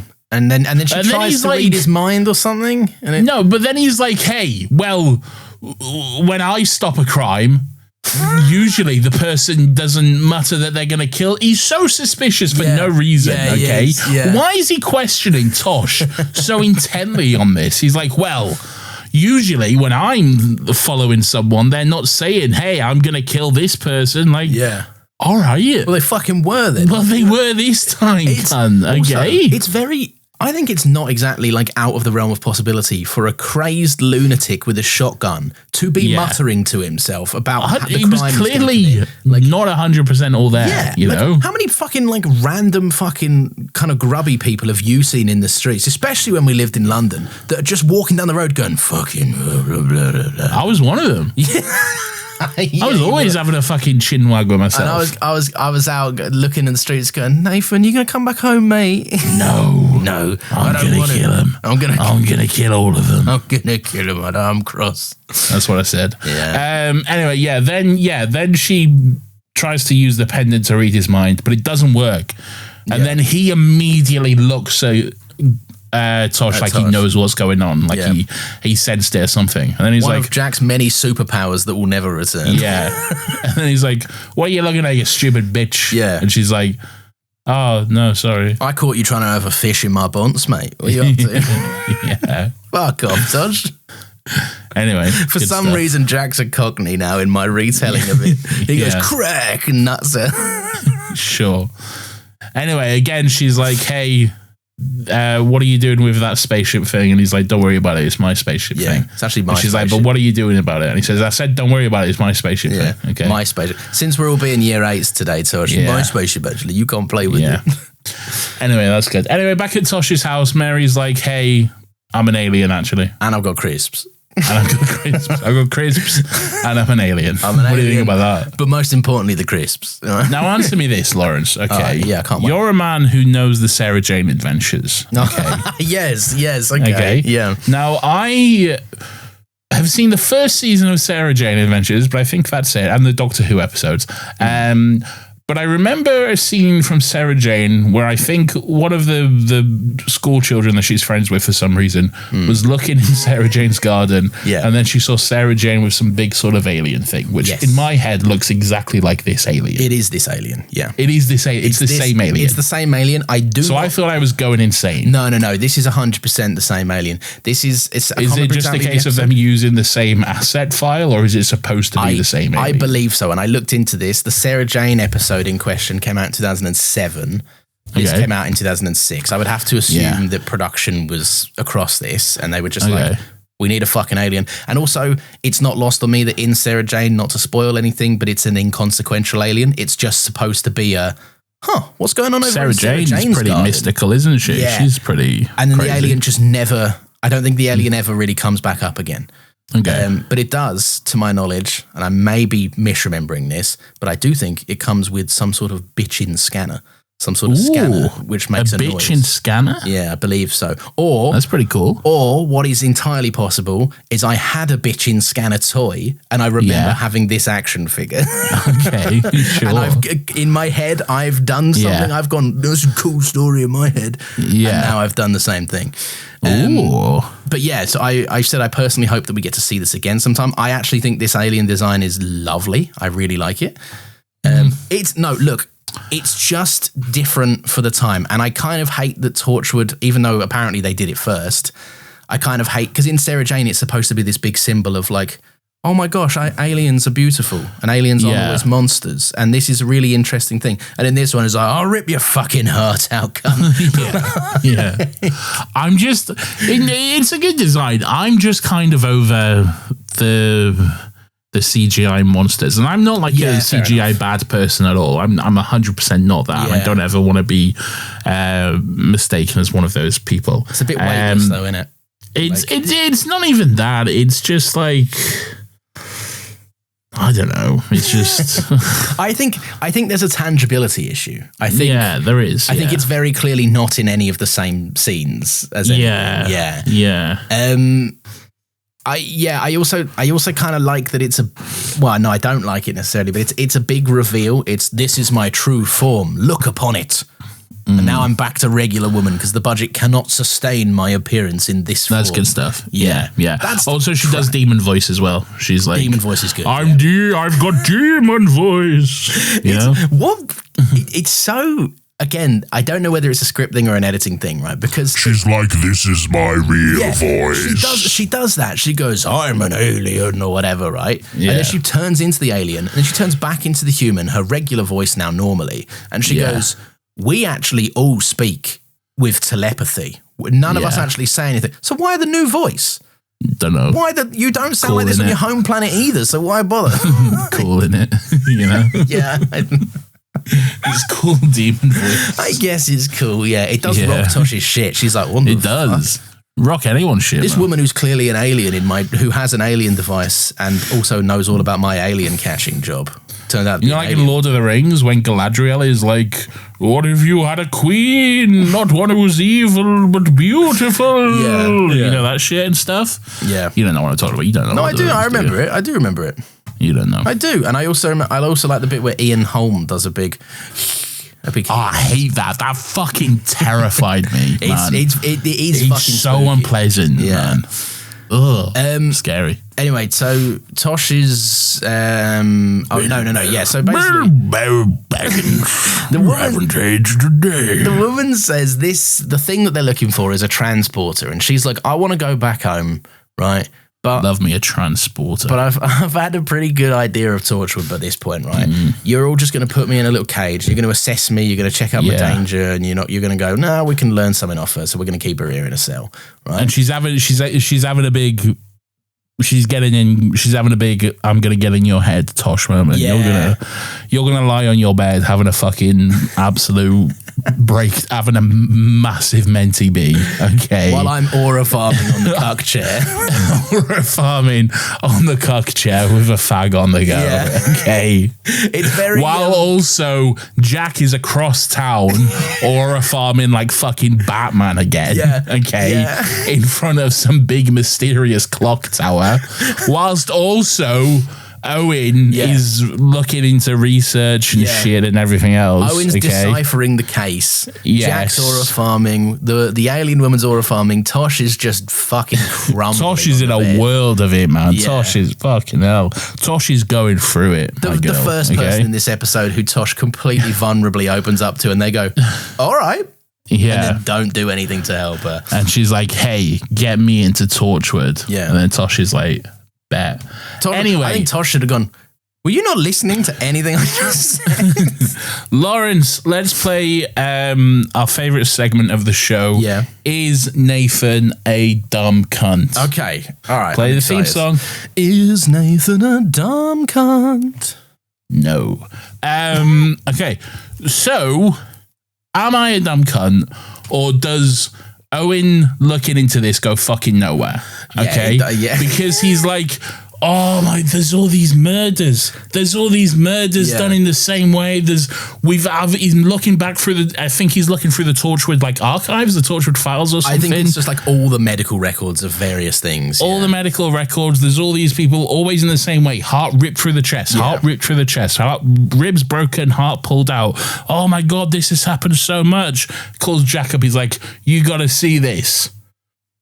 And then the episode goes on, it does get... and it's just like, all right, I guess it's implied that she's done this time and time and time again. I guess she did it that one time to that little feminine boy. So, yes. And now she's got a taste for it, I guess. I regret to inform you, you are a dumb cunt. No. I'm so sorry. Although, it's not really, like... But it's not mentioned in the it's implied, but it's not like... No, she does say at one point explicitly that she sustained this body on eating hearts. Oh, okay. Or something. Right, fair enough then. I'm a dumb cunt. But why hearts? Why not? No, that's my follow-up. Why the hearts? She's got to eat a heart. She's got to eat something. That's true, yeah. So, never mind the surplus of food. She can't have a burger. Oh, she could have a burger. Why can't she have a burger? She can't. She smokes 20 a day. She can have a burger. She's got to have a heart, man. Fair enough. She's got to have a heart. Fair enough. Have a heart. Why not? Yeah. Did you like the scene where Tosh is listening and she undoubtedly covers a case of a granddad sexually abusing someone, and she's like, not for me. Takes the necklace off and ignores it, and it never comes back up again. No way. What was that? So Tosh is having a little listen. She's on her way to work again. And she's like, I'm having a listen, right? Is she? Doesn't she just turn up at work? No. This is a bit before she brings the alien woman into Torchwood. Okay. Or she might not be going into work. She might just be. She's just around. I think she's just having another walkabout, and she hears the thoughts of a woman going, "They called it Granddad's little secret," which ominously implies some sort of sex abuse is going on. Oh wait, here it is. Yeah, I see it here. And then Tosh just goes, "I'm gonna take this pendant off. That's not for me to deal with." Silence when the door opens. Can't do another night of silence. His hands were cold. Given it all, we'll call social services over a couple of bruises. Oh yeah, so that's a worst case scenario. She lives to be really old, and the whole inheritance goes on sheltered accommodation. Calling it Granddad's little secret. Ugh. Rough stuff. That's grim. A rough couple of... I do think that's an important thing to bring up. Like, I bring it up because it is... I don't know why the edit was just a little bit funny, the way she hears that, and Tosh goes, I don't need to follow up with this woman or provide her any of the infinite resources that Torchwood has. Yeah. But even if they just bust down this granddad's door with all their guns, like, yeah, just at least do something, or tell the police or whatever. But yeah, no, I do think this scene is necessary because it starts. I think it's what kicks off Tosh's mental breakdown. Maybe. Yeah, she has a mental breakdown. We just did all the mental breakdown stuff. Yeah, but that's Tosh's mental breakdown is basically about how her understanding of the human race has fundamentally altered since the start of this episode. So she's had a rough couple of Lawrence. It doesn't matter because the editor has done another line of coke. Okay, yes, of course. Yeah. Right? Yes. And it's time for Tosh to walk into the Torchwood hub. Yeah, okay? Of course. Right? So the editor's going absolute ham once again. Yeah. Jump cuts and smash cuts and quick and speed changes and all this stuff. Yeah. It's beautiful. And then they're like, hey, get me my little spaceship thing. I need my spaceship thing. Give me the spaceship. Get me my spaceship. And Tosh is like, yeah, I'll get you your spaceship. But then Jack's like, I've got your spaceship. And also, let me tell you a nice story. That has no horrible connotations whatsoever. And also no relevance. No relevance to anything whatsoever. So that's why I don't trust people. Just what a horrible... transphobic, just disgusting thing to put in the episode for no fucking reason. I think the implication is supposed to be, Tosh, you're acting weird. Don't be like my friend who was transgender and now I fucking hate them. I don't like my transgender friend. And Tosh, you're giving me transgender vibes. Yes. Like James, you've been. I don't want to have to do another transvestigation. Okay. Which Lawrence is always conducting. I'm always looking from my laptop at home. Exactly. Let's compare these photos or whatever.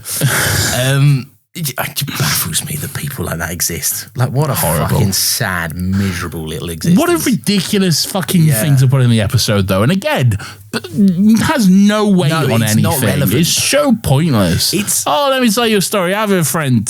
Great. Shut up, Jack. Well, fucking idiot. The thing that gets me about it is, like, this is a relatively who gives a fuck episode of Torchwood, right? But it's and our thoughts section is proof of this enough. A lot of people have brought it up because it just tars the episode. Yeah. And it's just like, and I understand like a fucking different attitudes of the day and all of that stuff, but like also fuck that. Like the season of Doctor Who that aired prior to this airing had like a fucking prominent man-on-man kiss, like involving Jack. Exactly, it was progressive. Yeah, and Captain Jack is a character. John Barrowman not, but Captain Jack is a character that has been known to.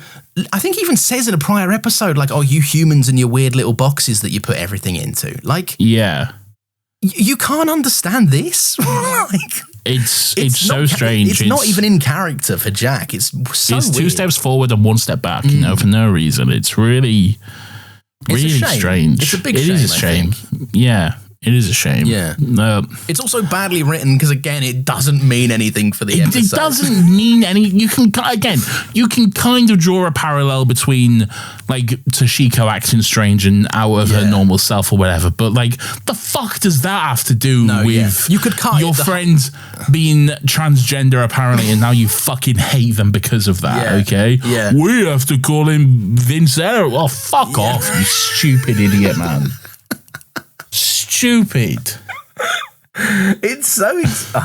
Whatever. Anyway, we've done enough on it, right? But it's dumb, it's stupid, it's dated, it just clogs the episode with something that doesn't need to be there. Yeah, and it's a shame, I think, because the era and the Whoniverse at this point, right? Yeah, they were doing better than this. They were doing better than this, and then they kind of like you said, 2 steps forward, 1 step back. Yeah. Anyway, now they're like, hey, Mary's like, hey, I'll kill you all, give me my spaceship or whatever. Yeah. And then Jack's like, yeah, have your fucking spaceship, take it. Yeah. So she does, she teleports away. And then Jack's like, oh, I changed the coordinates to the middle of the fucking sun. All right? And then Toshi's like, oh, you killed her? And he's just like, yep. Yes, I did. Great. Insane. And it's so just fucking abrupt as well, man. It's so funny. It's also, I think the thing that got me about it, right, is because, yes, it is so abrupt, but it also comes off of the back of a really stupid scene, right? Yeah. Because the climax of this episode is really dumb. Because at this point, they've run out of weird sex things for all the characters to think. So instead, they just think about the thing that is plainly happening in front of them. Like, it cuts to Gwen, and Gwen goes, she's holding a knife up to Tosh's throat. And then it cuts to Owen, and Owen's thinking, I can't believe she's doing this. And we're all standing here, and it's a bad situation. And it's like, I fucking got eyes as well, you know? Like, it's really stupid. And then I think it gets out that Tosh can hear people's thoughts. So then they're having thoughts about the fact that Tosh can hear their thoughts. And then Jack, I guess, can control when people hear his thoughts now as well. Yes, because then he lets Tosh hear his thoughts. And he's like, hey, when I do this or whatever. Yeah. Oh, there's another vague Jack moment, because apparently Torchwood are setting him up to be a big mystery man, despite the prior season of Doctor Who already just telling us he's a regular human from a different time. She's like, what are you, or whatever. Yeah, he goes, what are you? And he goes, I don't even know. Yes, you do. Yeah, you do. What's this fucking... You're a human man. You know when people just constantly make shit up because they're like, I have to be interesting. And it's like... Yeah. You don't need to live like that. Like, you don't. You just be a person. There's also a really disorientating fucking Quicksilver effect at one point. Yeah, and it's edited. Like, if they'd had Coke before, then they did 7 lines of it before making this cut. Because it's I wish I could just play it on a podcast, but it won't do anyone any benefit, right? But it's stupid. It goes on too long, and then it also cuts like 4 times in a second. And I have no idea what went on. But yeah, couldn't tell you. No, very, very stupid. A dumb scene. But hey, she got sent to the middle of the sun, so good on her. Yeah, she got literally obliterated into the sun. Yeah, that's good stuff. She's already dead by the time that Jack even said she's dead. Yeah, you killed her. Yep. And then it just fucking ends. But like, the manner of death. Yeah. Like, you're as dead as anyone's ever been dead. Like, it's not even just that's good, I reckon. I dropped her off a roof or something like that would be bad enough. But no, just for extra fucking gung-ho, I put her in the center of the sun. Not next to the sun, not on the sun. She's in the middle of the fucking sun. That's so good. That's so good. Honestly, it's the best ending you could have hoped for. Yeah, really. I think so, yeah. Beautiful stuff. Anyway, then there's a bit of wrap up, and Owen and Gwen are like, hey, you read our thoughts and that's not nice. And she's like, yeah, no, I'm sorry. Yeah. And they're like, well, don't do it again. She's like, all right. Yeah. And Tosh for some reason isn't like, fuck you two. Shut up. Tosh should 100% be like, you're bitches and I hate you both. Yeah. Okay. Yeah. You're mean girls. Okay. And Gwen's like, that was a bad thing you did, but I'm also doing a bad thing. So I guess we just bad bitches. I'm doing a bad thing and I have to live with it because I can't stop it. Yeah. I have to live with my bad thing I've that lost I'm doing. Full autonomy. You could stop it. No, I can't stop it. I have to live. The sexual... I feel like you could stop. No, I can't. There's no way I could possibly stop possibly. it. You don't understand. No, I have to live with this bad thing that I simply cannot stop doing. The sheer sexual prowess of Bern Gorman is irresistible. I'm afraid I can't do anything about that. Exactly. Beautiful stuff. Anywho, then she's talking to Jack and she's like, I can't read your thoughts. It's like you're dead or whatever. Yeah. He's like, yeah. And he looks about like he's dead. You're not dead. You die. He died, but then you come back to life. But then he came back to life. Yeah, because Rose Tyler brought life. I bring life. Well, I'll say, and I won't spoil this because I think you'll know what I'm talking about. But I'm going to be very vague about this. Oh, he's been vague. This series, not this series of the show, but Torchwood as a whole will deal with the difference between Jack and what a real Walking Dead person looks like. Yeah, I know what that is. You're talking about The Walking Dead. AMC's The Walking Dead. Yeah, with Andrew Lincoln.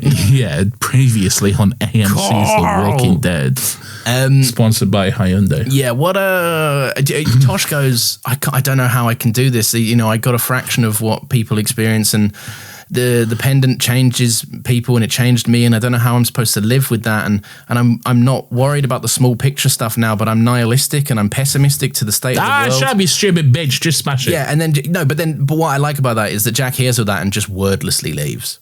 Yeah. Awesome. Good stuff. Great but not before he's like, hey, I want that report on my desk or whatever. Yeah. I want that unit report on my Tosh, desk. that's all well and good, but can you shut the fuck up and finally give me this unit report, please? Or I'll beat you. Legally, you cannot do that, Jack. Jack, that's a bad joke you shouldn't make. Well, then that's bad. What are these woke workers' rights laws that we have now? I can't get over it. I hate woke workers' rights laws. Yeah. Anyway, you good? Or yeah? All right, see you later. Yeah, I think you're all right. You seem fine to me, Tosh. Everyone in my team seems mentally sound this week, I reckon. Yeah, that's good Especially stuff. Yanto. What a happy man. Another fun day at Torchwood. Well, anyway, I'm going to go and sleep in my little hole. Yeah, I'm going to get back in my Torchwood hole for a kip. Yeah. The thing that fucks me off about this ending, right, is that Tosh is a character that we have seen. I've seen her. We've seen her go from wide-eyed and curious, right? Wide-eyed and curious. To literally not being interested in exploration anymore. She's like, at the end of the episode, there's no resolution for her. At the end of the episode, she literally basically describes nihilism as a concept and goes, that's what I got. And it's like, oh, awesome. I guess Tosh is uninterested in exploring the world anymore. And then also, like I said earlier, right, there's this constant, we didn't really bring it up too much, but there is this constant reminder to Tosh that these people pity her and that they underestimate her and they don't really see her true value. They switch off her computer, they laugh at her when she tries to nerd out about stuff with them, right? They don't see the value in what she does. And the end of the episode, I was so convinced would go, no, fuck you, Tosh is going to save the day. But Tosh just gets a knife held to her. Jack explodes. Tosh does nothing. Yeah, Jack then explodes the woman to she melts within a millisecond. And then Tosh has a mental breakdown again and Jack just goes, all right, see ya. And there's no resolution to this at all, anywhere. And this is what I mean by like, Tosh being on screen is not the same thing as you developing Tosh as a character. More Tosh doesn't equal interesting Tosh, you know? So it's just a shame. I think this episode could have done a lot more for her as a character. Yeah. Yeah. I like that we get more Tosh, but yeah, it doesn't use the more Tosh that we get wisely, unfortunately. Yeah. It's just more Tosh, but also do nothing with the character of Tosh. Exactly, yeah. It's just what if Tosh just kind of make her pretty helpless for the entire episode, really. And it's so frustrating because the solutions are so clear. Yeah. Give her a moment of victory and give her a moment where she reclaims her interest in the world again. But they just don't do it. Give her a moment of defiance, a moment where she stands up to dumb bitch Mary and mean girl Gwen and Owen and everything. You know? But alas. But no, why don't actually you have her apologize to them at the end? Yeah. Sure. Fucking hell. Yeah. Anyway, Nathan. Great. That's good stuff. I think it is great stuff. And now I'm going to play this fun theme song for the next segment of the show. Whoa, what fun theme song? This one, Nathan. Weirdo of the Week.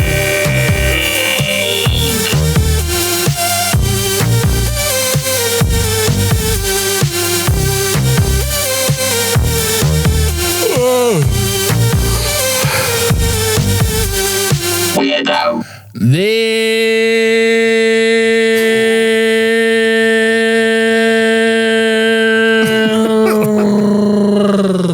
This is everyone's favorite section of the show. Will I leave that in? Who knows? Where we get to take a chance to look back and reflect on some of the weird, some of the wonderful, and some of those grubby little cunts who come across our screen each and every single week. Lawrence, who's your weirdo that you are celebrating and adoring this week? You've set me up for a bad person, but I'm actually I know who it is. Oh yeah, you. Oh yeah, I told you. Yeah, it's the frosted tip mullet bartender. 100%. Just great stuff. We spoke about it earlier, so I won't go into it. But the reflecting on bits of long past that you should have done. Yeah, that's great vibes. That's absolutely that's so tremendous. Good. And also, I strongly relate. So often I'll be listening back to the podcast and go, "That was an amazing opportunity to say something there, you fucking idiot, and you didn't take a missed bit. The pain of a missed bit. Nothing works. You can't reverse the bit and put it back in. The best you can do is hope that a similar situation comes up again at some point. Anyway, who's your weirdo this week, Nathan? Mine's pretty simple. I'll keep it brief. Is the little boy who almost gets shot by his dad because he seemingly does not give a fuck at all. He's got his Game Boy, man. No reaction whatsoever. He's just there while his mum is holding onto his face, just like... Yeah. Just that's also a great stuff for an audio podcast. But yeah, just does not give a fuck. It's very nonchalant, isn't it? Hope I don't die. Very nonchalant. Yeah. Good on him. While a pretty chalant situation is happening. This is a pretty chalant scenario, I reckon. You should be at least a little chalant in this situation. Your lack of chalant right now is pretty crazy. Your lack of chalant disturbs me. Anyway, Nathan, it's the time of the show where the audience get to have their say. What? Yes. I never agreed to this. Okay, well, should we? I'm walking out. Okay. Yeah, I'm leaving. Bro's Craig David. He's walking away. Craig David all over your face. Come on now. Yeah, sorry. Anyway, there's the time where the audience get to have their say. They can email in. They can write us a little message on the Discord server that we've got. They can also send us a little thought on Instagram, but just a little one. Just a little thought on Instagram. Character limit on Instagram, just a little thought. I think the Instagram thing does have a character limit, I think. Yeah, it does, yeah. Yeah. Yeah, that's what I'm saying. Oh, okay. Yeah, so I'm saying little. Anyway. Okay, Nathan, all right, calm down. who emailed us this week, please? Oh, well, here we have a lovely email from Chris, who says, Greeks bearing gifts. Hi, boys. How you doing? I'm not really sure what to say about this episode. I really enjoyed it, but it seems like nothing really happened. The editing was really weird, though. Decided every shot needed a smash cut for some reason. Yeah. The character development for Tosh was needed, as she was the last Torchwood character to be properly fleshed out. I'm quite glad that it seems they aren't dragging out of the Gwen and Tosh fight over Owen. I like the fact that Tosh seems just so human. Always trying to see the best in both humans and aliens. It's very funny that Jack's solution to any problem is just execute anyone close to one of his co-workers. I'm worried for Jack meeting Reese. Teleporting Mary to the center of the sun, whilst effective, maybe a tad overkill. Surely they could have just involved Yanto with the aura farming firing squad. This time, the minute they, brackets Tosh and Mary, enter Torchwood. New Jack lore is interesting as well. Obviously, he isn't brain dead in the way humans can be, but the detail about his thoughts being unable to be read without his permission and it feeling dead implies that the god Rose bringing him back to life has more repercussions than just immortality. Anyway, keep on using alien pendants to read your co-workers' deepest thoughts, Chris. Chris also sent a follow-up email whilst we was recording this here podcast and said, P.S. Hi, boys. Please ignore my point about the editing. I've been a dumb cunt. The editing is so disorientating because you're meant to feel how Tosh does when she's hearing all the thoughts. I'm an idiot. Sorry, Chris. No, you're not. You're not. You're all right, Chris. Don't worry about it. I don't do this often, but I am an editor, and it was bad. Ooh. It was bad work. Wow. Also, it's not in the moments where you can hear her thoughts. That's fine. It's all the other stupid, dumb shit that, like all the crash zooms on the establishing shots for no reason. And quick, jumpy, jump. I got to pick up this thing from the bed. It's going to take multiple speed ramps. Yeah. Anyway, that's lovely stuff. Thank you very much, Chris. And you are not a stupid, dumb idiot. There you are. Ripley Regular Style on the Discord says, Greeks bearing gifts, a.k.a. the episode with Jack's big transphobic speech. I don't want to hear that it was a different time and that people didn't know better. There is venom in his words when he says, we've got to start calling him Vanessa. And I can only assume spite in the writer who put this basically irrelevant speech in. This is our progressive, pansexual 51st century man, a man who spits at the idea of a trans woman existing. Pathetic and gross. Horrible. Yeah, I mean, I don't know much about Toby Whithouse. Is there because he's? I don't think we've ever encountered any probo shit in his other episodes. I'm not familiar with anything from Toby Whithouse. I don't know. I don't know enough to defend him, and also this is a stain on his work. It's a bad moment. Yeah, it is. It really is. It's a shame, quite frankly. Yeah. Again, especially because. Especially in this era, and all eras, but especially, it feels like Russell really wanted to make such a big point in Doctor Who. It wanted to be a statement to be like, hey, Doctor Who is back on your screens, and just as it always been, it's queer and it's progressive and it does not give a fuck about it, okay? Yeah. It's not going to apologize for a man kissing a man on screen, okay? Yeah. And it's just a shame that there's... this here as well, Yeah, I think so. It's a stain on the era of the show that was really trying to take its first steps, really. But yeah, who else emailed us, Nathan? No one other than Hugo. We only got 2 emails this week, and I think it's because it's a quick turnaround, really, from our last stream. Makes sense. So we have a lovely little voice note here from Hugo. So let's see what he has to say. Oh, I know that. Ugh, I'm Nathan. Inside my head, I think in an American accent. I can't believe I have to sit here listening to Lawrence witter away. He's such a cunt. Hi, it's me, Lawrence. I sound like this in my head. I don't know why. Where are them Waitrose olives? I need them biblically. I need to stuff my face with them before I go and roll around in a pile of money in my basement. We've been recording this podcast for 2 hours and we've not even discussed Jenna Coleman yet, my queen. I wish Clara had been in Torchwood because then they would have just shot Danny in the face with a gun instead of telling him about her time traveling. That's true. I can't believe we have to listen to yet another Hugo voice note. Why does that fuckhead get so much airtime? I could have plowed through 3 jars of olives since this voice note started. I love how I just left Hugo on red in my Instagram DMs. I bet he's been crying about that for weeks. Ugh, I hate May. May's a bitch. Also, why am I doing this podcast? Why does everyone hate me? Why is Lawrence looking at me or talking at me?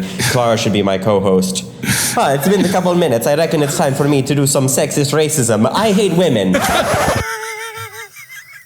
Wow. Fuck it out. Red to filth, as I believe the kids say. Oh, it's really true as well. That's crazy. I did leave him on red. I'm sorry. I'm so sorry. You got me calling May a bitch as well. And let me, for the record, let me say, May is indeed a bitch. Yeah, that's the most accurate thing he said. That's crazy. Thanks for that, Hugo. Fuck you, but thank you. That's great. I love that. Thank you, Hugo. Ryan on the Discord says there's a really interesting story here that is buried under shit. Whoa. If I remember correctly, Sarah Jane's Mark of the Berserker does a plot similar to this, but better. Ooh. I don't know that one. I don't know Mark of the Berserker off the top of my head. Wow, bro doesn't know. It might be a later season one, which is ones that I haven't really seen. There's no more emails, do you say? Should I just fire off some Discords? Yeah, you can do. I can do some Instagrams. Oh yeah. Go on. Who's messaged us on the gram? I don't know. I gotta find it first. Well, while you find it, Nathan, Lara also messaged us on Discord. Ooh. And says, boring way too long. Basically, love Tosh's development at the end of the episode, but other than that, every character sucks for pretty much the whole episode. Weirdo of the week is everyone in Torchwood for having their first thoughts be their problems and not having deeper thoughts. Also, yes, I know I have dyslexia, so if there's are wrong, that's why, lol. Fair enough. Don't worry about it. Yeah. Lawrence is an idiot. I'm also an idiot. I'm bad at reading. Eddie, I just want to add that I desperately wanted this episode to go somewhere at every chance. It chose to repeat itself instead. I agree. That is a real issue with this episode. Thank you, Lara. 100%. This is very fun. There's a message on Discord. I don't know if this is serious because the person does follow us, but it just says, it's your fault they cancelled Doctor Who, kill yourself.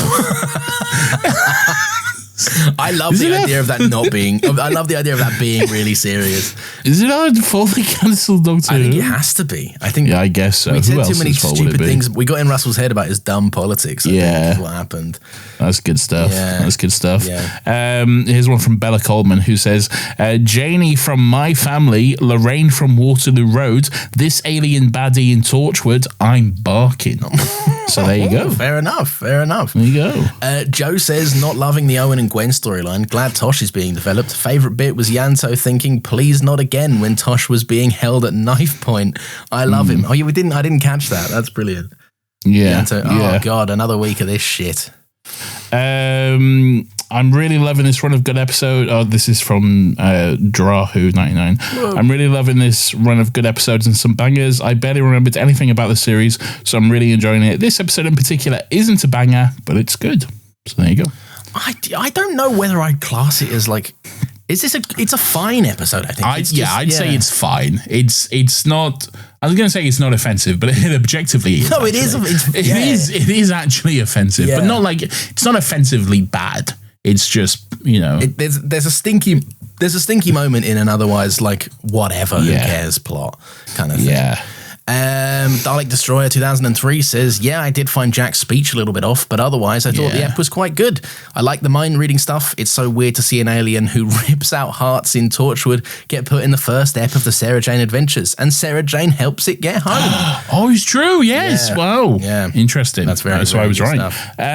Like your favorite movie, Indiana Jones and the Temple of Doom, they do the heart thing as well. They do rip out the heart thing. That is not my favorite Indiana Jones movie. You love that one because of all the because of the culturally insensitive stuff. Yeah. The racism and the sexism. Awesome. Well, thank you for saying that. I go on record. I hate that movie. Fucking hate that movie. I despise that movie. Okay. It's a very dislikable movie in parts, I think. Yeah. Lawrence, is there any Instagram messages that you in particular want to read out? Okay, well, I wonder if that is setting me up for a fun comedy moment. Let me go and have a look right now. I thought you were handling these. Well, I just think that maybe you should get a chance to read just any of them that take your fancy. Okay. You know? Oh, okay. Oh, wow, interesting. There's one here from Nathan Bauer. Oh, wow, look at that. Lauren... What does Nathan have to say? You're such a fucking loser, dude. Lawrence, you're a piece of shit, and I'm going to fucking kill you, you stupid, disgusting cunt. Wow, I thought that was a bit harsh, personally. Did you? Yeah, I wouldn't have said that. I loved this happened in like a mod group chat a while ago or something, but you were like, you screenshot this page or something, right? A page similar to this, and you said, excuse the cameo from Lawrence, because absentmindedly I'd replied to one of these press out for Thors with just the word pedo. And you could see it in the corner of the screen, and you were like, Lawrence did a dumb thing, by the way. Amazing. Well, thank you everyone for your thoughts. That's you are well and truly heard, and we value your opinions. They're better than ours, which are bad and stinky. Yeah, but you don't have the podcast, so fuck. Yeah, exactly. You should have a podcast if you want to say opinions. Yeah. But also we don't need the competition. No. Not with Hula La on hiatus. They'll come back and they'll take all of our listeners. Exactly. Don't do it, Hula La. Hula, leave us alone, please. Nathan, do you reckon people enjoyed this? Oh, almost certainly not. No, I cannot imagine a world where that is the case. Yeah, you're probably right. But on the off chance that they did, Nathan, did you know that they could leave us 5-star reviews, which is interesting. Whoa! Yeah. They can do that on Apple Podcasts. On Apple Podcasts. They can't leave us 5-star reviews anywhere else. Well, no, maybe they can. I mean, they can, but we only really care about it on Apple Podcasts. Yeah, do it on the Apple Podcast, please. And also, only if you're from the UK, because those are the only ones we can see as well. But the other we can see the other ones, but we have to like go looking for them, and it's long and stuff. Looking for a thing. Yeah, if you're from the UK, give us a review, please. That would actually be really cool. You can also follow the show on socials. We're at. You can also leave a comment on Instagram. Leave a comment on YouTube. Subscribe to the YouTube channel. We're trying to hit that bell. 1,000 subscriber. You don't have to hit the bell. Hit the bell. We're trying to hype the video. No, don't do any of that shit. Just subscribe. Moment the video. We're trying to blow this one up TikTok. We're trying to cross over 1,000 subscribers so we can choke this shit with words. Yay. We're going to choke it. It's going to be unlistenable. No, it's not, because Nathan has a tendency to play a fucking pop song every 5 minutes that will blow us up. Yeah. Nathan, I hear the fucking 10-minute version of All Too Well creep in, and I'm like, there goes. I haven't done that in a while. No, that's true. Yeah, you haven't. It just, there was a while where you did do it. Every episode. Joke. It is a great joke, yeah. Also, we have a Discord server. We mentioned it a few times, but you can go in there, you can make some buddies. It's not just Doctor Who in there, right? There's movie nights, there's games going on. What games? Name the games. Prove you know what goes on in there. Name the games. Connect 4's happening. No, never happens. No, it's happening, maybe not with you. Wow. What I'll say is Connect 4. There goes my anxiety. There's at least 4 people getting connected in there. That's happening. So that's a stretch. Okay. I don't like how you've made that. There's 400 members. Did you know that? Is there really? Yeah, I saw it today. There's over 400 members in there, which is pretty What are they doing in there? Yeah. Well, look, they may all be a bunch of nerds, Nathan, but they're great and lovable nerds, right? You can go and join that. It's mostly just a little community where people just chat and have a good time. We love it. Yeah. We love our little community. We're very proud of it. Yeah. If you try to kill it, I'll try to kill you. Yeah, we won't let you. We'll ban you. I'll blast you into the sun. Yeah, yes, get blasted, son. Yeah. Also, we have a Patreon where we post 3 bonus things a month. I didn't know about this. Well, firstly, Nathan, you can join these live streams. You've been keeping this a secret from me? No, well, yes, and I've stolen all the money too. No! But I've given it to charity, so go on, ask for it back, bad person. Give me it fucking back! Bro, I'm charity, okay? I'm the fucking cunt who needs charity. Okay. Firstly, you can join these live streams. You get early, almost a week early, oftentimes, recordings of these episodes. You can definitely listen to the podcast. Some is more than a week. This coming Friday, not by the time you're hearing this, but but still this Friday, when you're hearing this coming Friday, we'll be doing an episode, which is a week ahead of the one you'll hear on next Monday. I don't know. Nathan's saying words. I'm confused now. I'm confused. I'm proud of our growth. We've come a long way since recording these the night before. We really have, yes. This coming Friday, we'll be doing the episode. This is one of them who cares moments, isn't it? Yeah. I don't know. I don't know how it works out. I can't work it out. You can join the live streams basically where we record the episodes and you can have fun. There's a chat here. Everyone's chatting. You can join that. But the bang for your buck, Nathan, is a commentary, one per month. Ooh, what's this? Is this bonus podcast episodes you're talking about here, Lawrence? Bonus podcast episodes. Whoa, how many of those would I get a month if I subscribe to the Patreon? Fucking 3, Nathan. I'd get 3 bonus episodes a month? 5 British. Wow. Oh, and how long are those episodes? I bet they're like 20 minutes. No, Nathan, you'd be wrong. We're not out here playing that kind of chump change game. They're 30 minutes? They're at least an hour to an hour and a half these days. At least an hour. Sometimes they're fucking 2 hours. Sometimes they're 2 hours. If we get yapping, if you catch us on a real yapping day, which could be any day. Any day. It's I don't know how it happens. Sometimes with these just take way longer. Yeah, that's just the mood we're in. We'll be up in, hey, you want to listen to a commentary? You're like, hey, I like this episode of Doctor Who. Maybe they got some insightful stuff to say. Yeah, we do. Listen to it, find it out. Yeah, the only way you can find out is if you join. So maybe do that. Plenty of insightful stuff that we say because we do talk about it. We talk about so much stuff. We definitely talk about the episode. We also have a topic episode. No refunds, by the way. No refunds. Absolutely none. But yeah, topic episode where we might play a Doctor Who game. What's some dumb shit we've done on there? This week, which I guess is last week, so you can hear it now. Actually, you get too upset if you subscribe, about the times of when I know I'm getting myself muddled, but it's all timey-wimey. I'll just say this month we're playing a game of guess the Doctor Who episode by the bad review or some shit. Correct. I don't know. We haven't done it yet. Yeah, we haven't done it, but we're going to do it. We'll sort it out. Yeah. And also, the final thing you can get from us over on the little podcast is a episode of our paywalled little recommendation pop culture podcast. Still got Rex, where we talk about some telly that we've been watching. We're talking about what we're watching. We've been watching, The Boys. Oh my God. We'll watch House of Dragon. Recent telly, recent films, maybe. Recent stuff. Maybe an album once in a while. Maybe a game. An album. I'll tell you what, I'll have game stuff. Okay. You'll have game stuff? Oh, I'll have game stuff. Black Flag comes out this week. Is that this week? It's this week, mate. When? Yeah, Thursday. Fuck. Yeah. I got to give my son an extra day in nursery this week. Anyway, there's also over a year's back catalogue in there now, so it's all there at the press of a button. The press of a button will include a purchase of £5, but just fucking don't worry about that bit. Just press the button. It's £5. Yeah, it's £5. Also, we call the lovely folks who sign up to our Patreon our lovely companions, and it's time to find out who we picked up this week in our crusty little TARDIS. Lawrence, our crusty little TARDIS was cruising through a beautiful city called Manchester, where we happened to stumble across the beautiful Liam. Ooh, okay, Liam. And let me tell you, I saw Liam and I was like, fuck me. That is the most beautiful person I have ever seen in my entire fucking life. So beautiful that I simply cannot stop myself from kids. This is taking a weird turn. This is sexually aggressive. Look, no, it's not weird like that. Okay, I just want to look at them. All right, that's still weird, dude. That's still very weird. Look, just get in the TARDIS, okay? Just please, just get in the TARDIS. And now that you're in the TARDIS, HR is intervening. That's me. HR, by the way. I'm okay. Here. Don't worry, I will keep a respectful distance. Yes, okay? I think you have to. And because you kept the respectful distance, Nathan, you're the person that knows how to fly the TARDIS. I do. I have one of those little pilot hats and goggles. You do. Yeah, you do. Yeah. And you do every now and again. I'm like, tally ho! I'll figure out, chaps. Every now and again, you pull a little wire that comes from the ceiling and it emits steam from the top of the TARDIS and goes, whoop, whoop. Off we go, boys. Cheerio.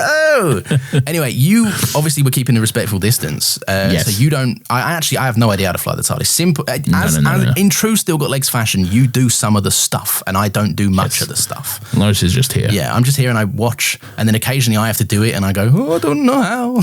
Sure. So I end up actually crashing us all into a black hole. You, me and Liam, we're in black hole. No. Yeah. So and we just die. No, we don't die. We don't die. We get sucked. Do we get sucked in interstellar style and end up in a bookcase or whatever? No bookcase. But there is a silly item in this. Well, you could kind of say we end up in a bookcase. It's more a cupboard, and there's a familiar robot dog here to help us out. Oh, we're in the K9 cupboard. We're in the K9 cupboard. Oh, nice. Yeah. Okay, so me, you, Liam hanging out with K9 in that cupboard. Yeah. But Liam's scared of dogs. Yeah, and me. Are you scared of dogs too? No. Liam's scared of me. I mean. Oh, yeah. No, we've established that. Yeah, that's good stuff. Yeah, How do we get out of it then if Liam's scared of dogs? I don't think we can. We're dead then. We're fucked. We're dead. Yeah. All right. Fair enough. We're dead. Yeah. Sorry, Liam. Anyway, thanks, Liam. Sorry we killed you. Sorry you're dead. Sorry you're dead. Hope you had fun though. That is it from us this week, Nathan. Do you have any parting words for the listeners? I'll tell them Wagwan blood. Good night.